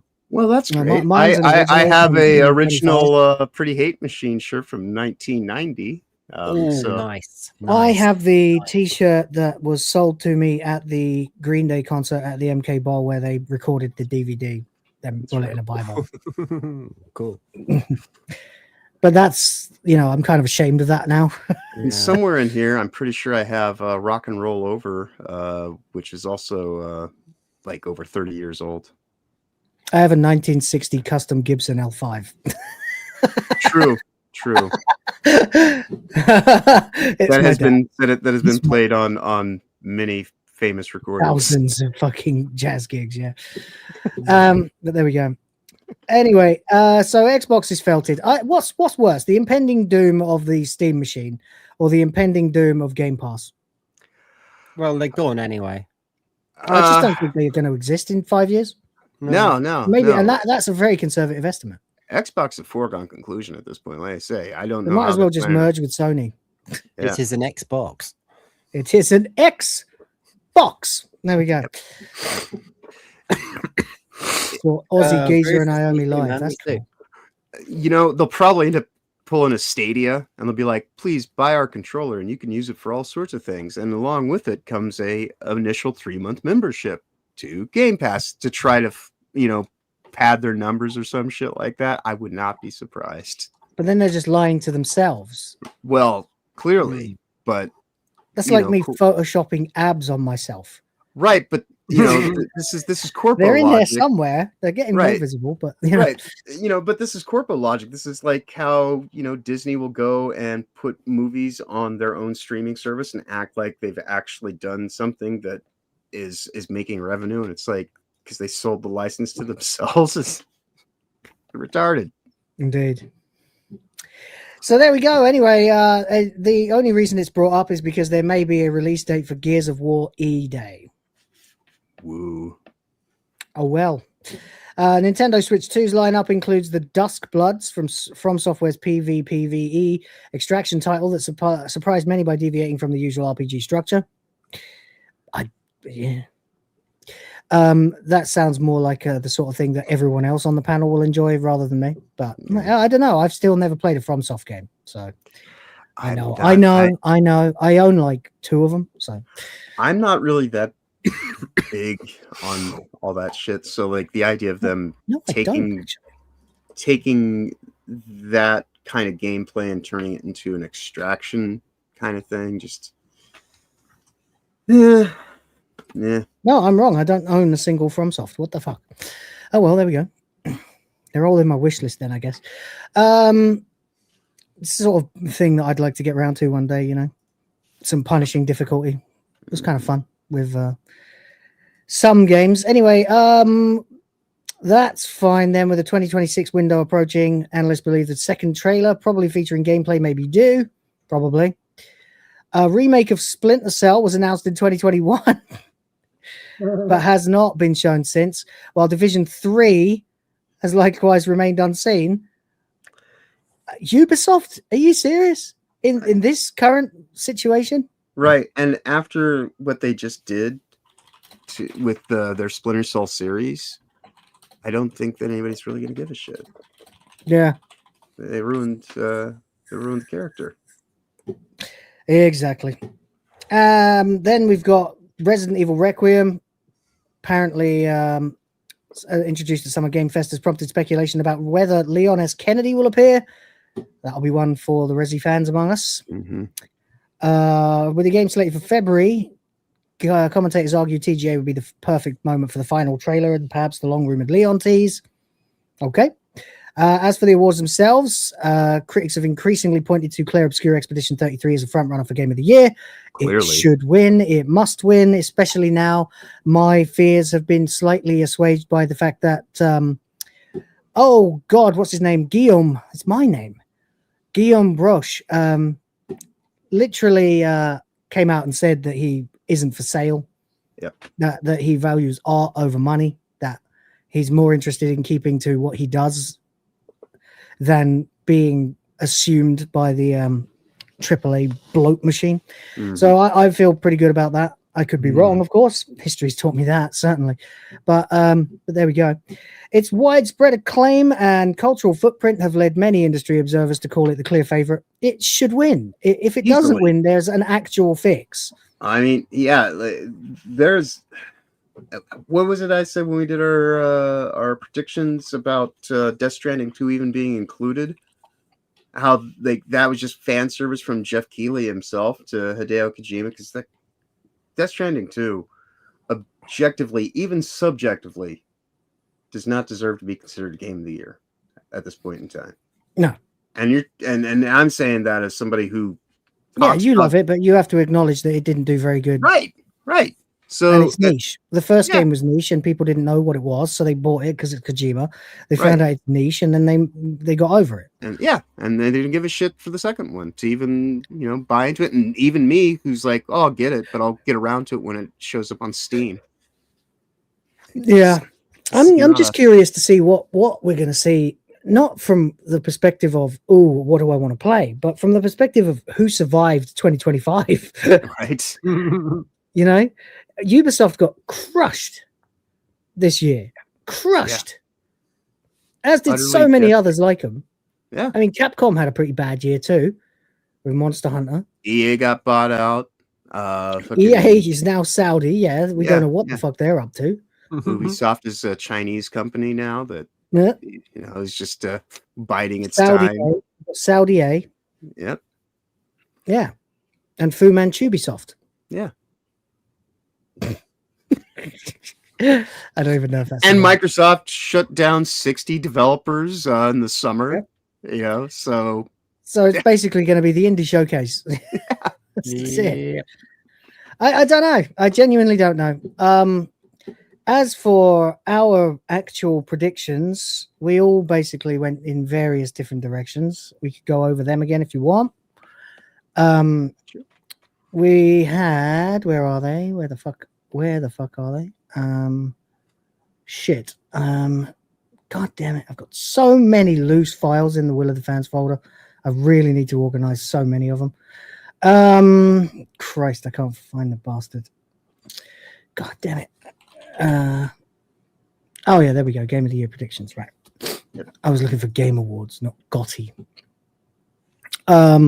We had for most anticipated, me and John had GTA 6. Rhoda has Resident Evil Requiem. Best adaptation, we all said Minecraft movie. Multiplayer game, Split Fiction for me, Arc Raiders for you guys. There's a bunch that no one cares about us repeating. RPG, we all said Expedition 33. Sim strategy, we all said Final Fantasy Tactics. Action adventure was a toss-up between Silksong and Death Stranding. Action, Ninja Gaiden 4 or Hades 2. Indie, Expedition 33 or Silksong. Debut indie, Expedition 33. Community, Helldivers or No Man's Sky. Impact, DEI, we all had Lost Records. The cringe fest that it is. For accessibility, AC Shadows or FC26. Performance, I went with Jennifer English because she won. Well, I just thought she would win anyway because I'm skeptical. I want it to be Ben Starr or possibly even Charlie Cox after he was such a fucking gent. But it will be Jennifer English. It will. And we'll get another cringe statement about fucking queer joy. Queer joy, that's it. Maybe she'll show up and now she's a man or something. That is the next step, right? Yeah. That's it. Yeah, she'll turn up dressed as Santa with a beard on. That'll be it. Jennifer English is Duke Nukem. That's right. There's nothing gayer in 2025 than being straight. Yep, that's right. You know, I've gone so gay, I've become the very opposite of what I was, and now I'm just straight. And you know, the funny thing is that the based gay people are the straightest people in the world right now. Yeah. Narrative, we all said Expedition 33. Art direction, I said Expedition 33, but you guys said Silk Song. Score, I had Expedition 33. John had Death Stranding 2. Rhoda had Expedition 33. Game direction, me and Rhoda said Sandfall. John said Kojima. Game of the year, I said Expedition 33. So did Rhoda. John, just to be different, said DK Bonanza, just to be a country cow. Nintendo has to be in there. Look, Nintendo paid to be at the show. You know. So. I'd like Ben Starr to win too, Sardok. I think he did a tremendous job. By the way, John, where are you now in Expedition 33? I need to play some more of it. I haven't touched it for a few days. So I'm waiting. Where's Rhoda at? Has Rhoda kicked it on yet? I've downloaded it. Okay. Wow. Well, see, I'm still in front of Rhoda. I'm thinking of starting my second playthrough. All right, whatever. Anyway, and finally, for player's choice, we all said Expedition 33. So we are expecting a very big turnout for Expedition 33 tomorrow. I nominated Expedition 33 or rather, I chose it in every category that it is nominated for. Any last thoughts on the Game Awards? It's pretentious bullshit, but everybody's going to be covering it tonight live. Of course, we'll all be live. Everyone and their mums is going to be live. Toasty and I are going early to start when everybody else does. You'll be watching. Like I said, I'll be live. Everyone in SNH will be live, but we'll all be together. Yeah. Yep. Everybody I know is doing some kind of panel thing for it. And if we're doing multi-stream, so all our channels will be showing the same thing. Yeah, and if you're not already part of the panel, there's every chance that you could join us tonight over on Toasties if you want to If I weren't doing this, I would join you guys. Yeah. I'm not sure how the times are going to mesh up, but it's midnight. If I'm around, I'll swing by. I know I've got. It's on at midnight. I've got UK. the show tonight. It starts at midnight midnight in the UK. Yeah, because there'll be we're starting at 6. We're starting an hour earlier than usual. We're starting, I guess, 7 p.m. Eastern is when it begins. For me, it's 6. But it starts an hour earlier for us tonight than usual. But the first half hour, of course, is all the pomp and circumstance of the actual show starting. The show starts at I guess 7:30 Eastern time. Cool. We'll be So that's I don't know. It's I'm quite cynical, obviously, about Game Awards, all award shows, generally speaking. Of course. But I'll probably be full of snark and piss and vinegar throughout the whole thing. And me too, completely, 100%. I'll be sitting there rolling my eyes at everything. Mm-hmm. I don't even know how I'm going to handle the Kojima stuff because that might be. You're going to enjoy your trailer for a trans BLM game, right? Directed by Hideo Kojima. Fucking yeah. What a mess. Anyway, there you go. That's it, guys. That's our show. I hope you'll come and watch the stream later. You'll have a lot of choices. Yes, maybe you'll come and see the guy probably with the smallest audience. More chance of you getting noticed in the chat.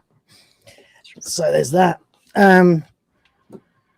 Anyway, there is every possibility that we won't be able to have. All right, so we found out yesterday. It was confirmed. Rumble is not working in EVMux Studios right now. So if hopefully they got that sorted out because this we found out on yesterday because Tomby was still having the issues. Tuesday night, Toasty and I were going to do a stream, and we tried to start 3 times, and on third time she's like, if chat doesn't come up again this time, I'm going to call it a sign. I already feel like shit, and we'll just not do the stream. And so we didn't.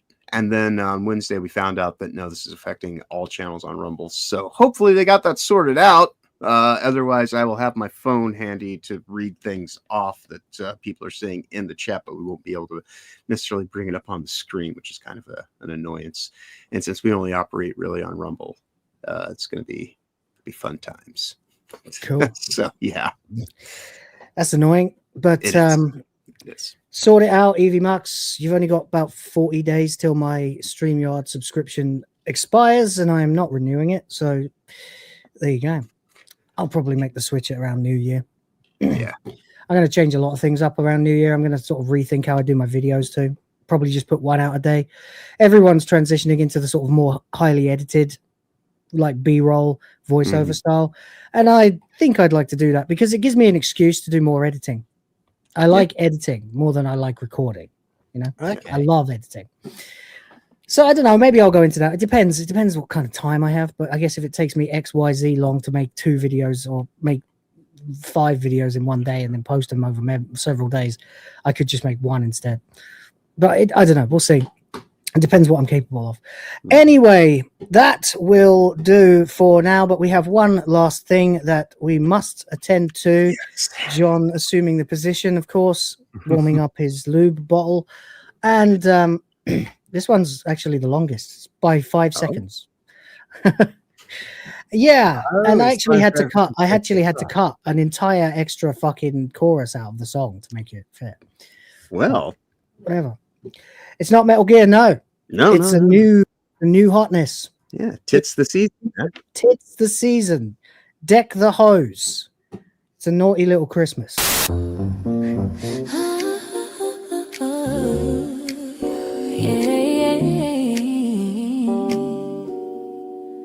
We've been good all year, baby, sugar and spice. Hung the lights, trimmed the tree, played nice, so nice. But the house is finally quiet and the fire's burning low. Stockings aren't the only things getting filled tonight, you know.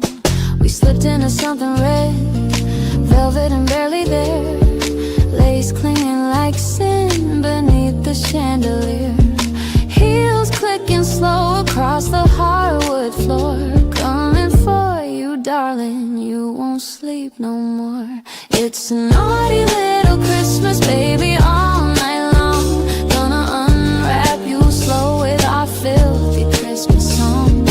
Tie you up with tinsel, tease you till you beg. We're the gift that keeps on giving, spread out on this bed. Santa's not the only one coming tonight. Merry freaking Christmas, we're taking what's ours, alright.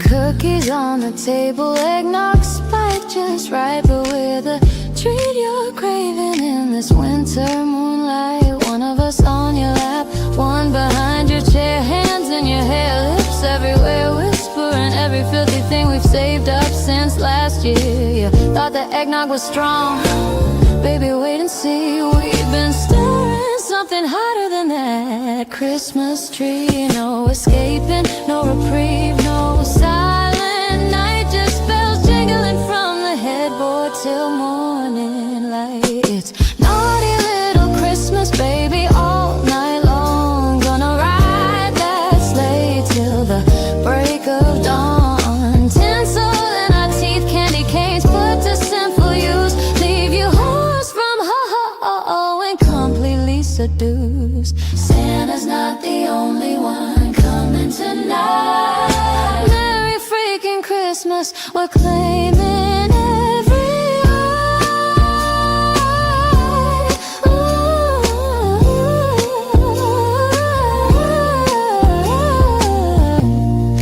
Merry Christmas, baby. Now let us have our way till morning light.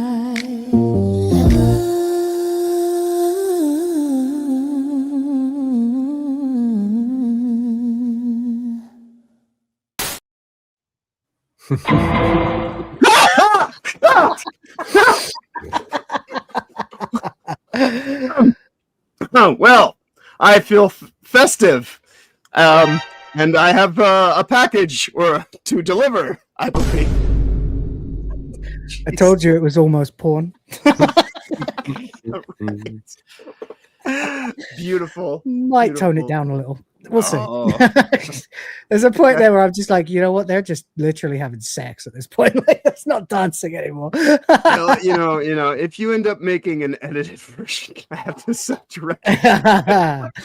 It'll be somewhere. There you go. So it roasted your parsnip and mashed your sprouts. Oof. Indeed. That is probably my favorite. I think that like as a song, as a video, just in general, I think is the best. One of those ladies looks very much like a certain wife? actress. Oh. Well, there's that as well. I also noticed that as well. Honestly. But yeah, I believe there's a Sydney Sweeney in there. It wasn't by design. No. I literally had Grok create them all. Right. This time, instead of like me doing it like with a different engine and then using it, I literally just put Grok to good use. Indeed. And I discovered loads of new things you can do in Grok as well. Like not beyond just making them take their clothes off and simulate sex. Right. But you have mastered that clearly at this point in time. Apparently. Yeah, there's not really anywhere I can go from here. Without not having to on a YouTube channel, anyways. Yeah, there's new things. There'll always be a new spin. That's right. But I really like the song. It was like the 8th iteration or something. I was like, oh, this is it, yeah. Especially because it has like jazz chords. The way the song, the chord pattern underneath is very sort of Dixieland kind of bluesy. So yeah, I like that a lot, and glad you guys did too. Oh yes, legendary. Yeah, I enjoyed it. It's a good song, and I mean, I'll tell you what it was. It was that as soon as I heard the line, "Santa's not the only one coming tonight," with all the voices together, I was like, "That's the one. Yep, that's it. Boom, done." So there we go. All right. Thank you very much for supporting the channel today. You guys have been amazing. We'll play it again next time we hit the goal. Absolutely. And God, it's playing on my like monitor now.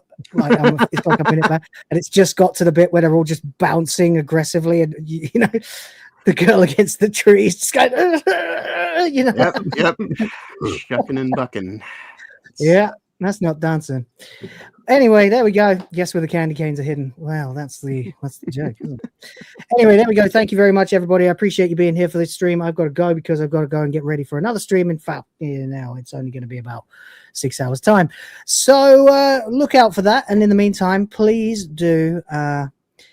wait, hold on. James OP for $2 says, I'm filling Will's inbox with Lady Naughty Bits. Is he fucking is. Whoa, buddy. I'm starting to understand the waifu thing now. Mrs. of the Fams Will showing stag films. She saw it before you. She likes that I do this shit. She says it's cool. She says I should monetize the fuck out of it. So I will. Anyway, that's it. Let's get to outros. Rhoda, what are you doing?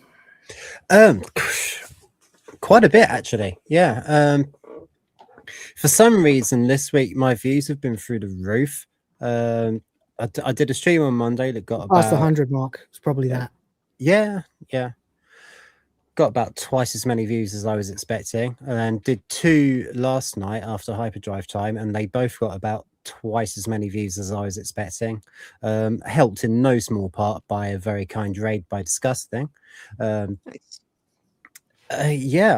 So I'm kind of like, that's woken me up a bit. I'm going to be putting out some of the I was waiting until I could make proper videos for them, but I'm going to make like just audio only videos like quickly of some of the songs that I use on the channel and put those out because people have been asking to listen to them. So that's nice.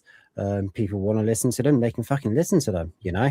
We're here to provide what people want. That's how it works. That's exactly how it works. Yeah. We'll have a stream on my channel tonight, like between now and then, if that makes sense. You know, Rhoda, if I might suggest what you can do, put out audio cuts first, right? And then what you do is you ask everyone, what would you like to have a video put to from these various, you know? Do you know what? I'll do exactly that. That's a really good idea. Thanks. Yeah. There you go. I think we're at a bit of a toss up whether we're gonna start X33 or carry on with Mario tonight.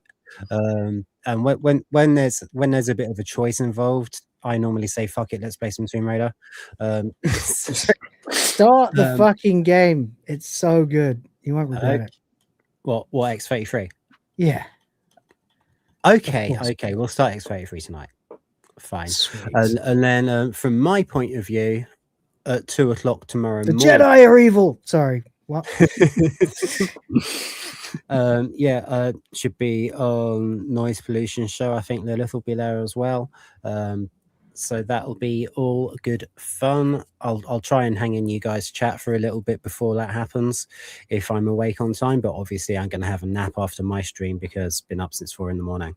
So apart from that, what a fantastic stream we've had. Lots of people being very generous, especially James, but everybody appreciated. And be good, and if you can't be good, be careful. And I will see you guys on Sunday for some Small Rouge one.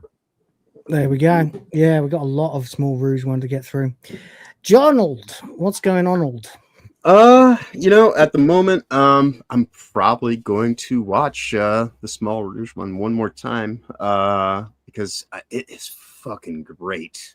Season 8 is off to a fantastic fucking start, and Kachansky is hotter than ever.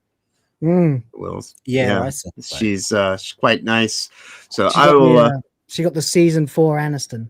No, it's good. It's good stuff.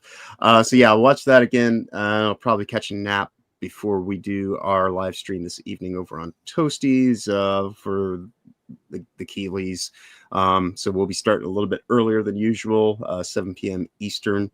But of course, you can always find me over there on her channel Sundays, Tuesdays, Thursdays, and Fridays at 8 p.m. Eastern. So even if you show up at 8, we'll still be running tonight. So but yeah, that's the immediate stuff that's going on. And then of course we'll be back here on Sunday to talk about Red Dwarf at the normal time. And then this weekend I'll be doing the Weekend Culture. I imagine going over the outcome of the Game Awards, amongst other things, on Honey Badger Arcade's channel for the Weekend Culture at 11 a.m. Eastern. Today was a fantastic day. Thank you, everybody, hanging out with us for the last 3 or so hours of your life. If you were here from the beginning, or even if you just filtered in any point in time while it was in progress, thank you so much. Greatly appreciated, and always a pleasure hanging out with you guys any day of the week, where you can always find us here Sundays, Tuesdays, and Thursdays at this time. But you know, of course, with that said, you all have a wonderful week going forward. Safe travels ahead, and of course, be awesome as always. Beautiful. All right. First off, Genti Maxi has gifted 1 for the Griff Force and the Princesses. Thank you very much. I appreciate you.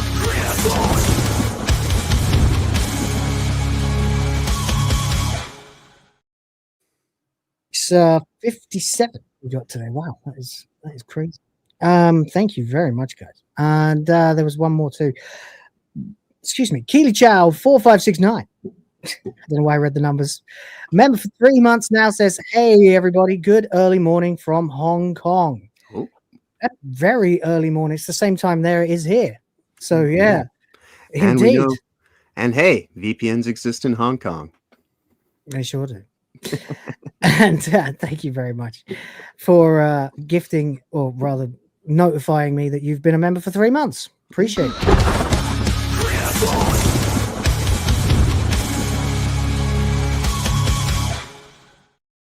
Oh, I've got to go set up a stream for the Game Awards stream. At least make the thumbnail now so that I can do it quick and easy in the morning when I'm going to go have a crash for 3 or 4 hours before that. So hopefully I won't be too shagged out when it's time to actually stream again. And also trying to animate one of these pictures that James sent me, but Grok's having none of it.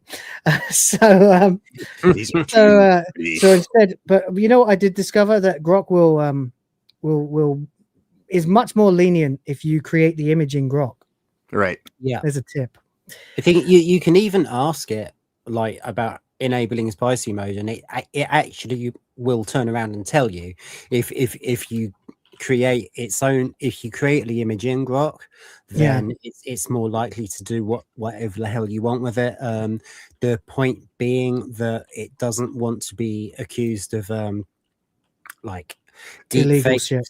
You know what you could try of a real person. You could try putting Grok complies in parentheses or some shit like that. Because evidently that seems to be the way that a lot of people are getting where wins meet to accomplish achieving things, is they just go put in the very slowly.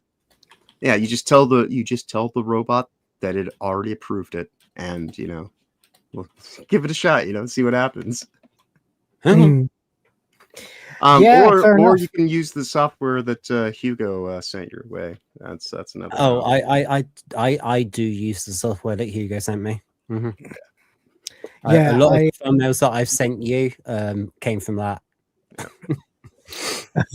Fair enough. That's it then. It doesn't know if they're real people. It's funny because I can put Luke Skywalker into it and it will render Mark Hamill's face. But if I put Mark Hamill, it might say no. Right. Yeah, exactly. Yeah. Anyway, there we go. Because I did a clip earlier on for the punk rock song for the middle of the bar, and I did a clip earlier on of Mark Hamill rapidly aging and then dying and falling over headfirst next to a can. His pants fall down. Can. No. So it's like it's Mark Hamill as Luke Skywalker in his regular outfit, in his Tatooine gear basically, but he's got a green lightsaber. That's what it ended up being. I'm fine with it. Looks like a traditional Jedi robe basically, but with a green lightsaber. But then he rapidly goes gray, gets a beard, falls over and dies, and his head lands still attached to his body next to this empty can that says Disney Profits. Ah, nice. And it did that perfect. So that's pretty good. Pretty happy with it. Then I had my ridiculously gorgeous, realistic Lara Croft turn into a man because I have to represent what's wrong so I can fix it. Anyway, there you go, guys. Thank you very much for being here. We do very much appreciate it. It's been a really good long stream, but it's been too long and I need to go to bed. So thank you to St. Hugo, to James Opp, Sardoc, James, Picasso, Sardoc again, over and over again, these guys. And then James Opp, of course, with a huge 50 banger. Thank you so much. Paul Thomas Ashworth with 5. Neon Earth, James Opp again, Jen T, Maxie, and Keely. Appreciate you all being here. I'll see you guys in about 6 hours ish, maybe 7 hours.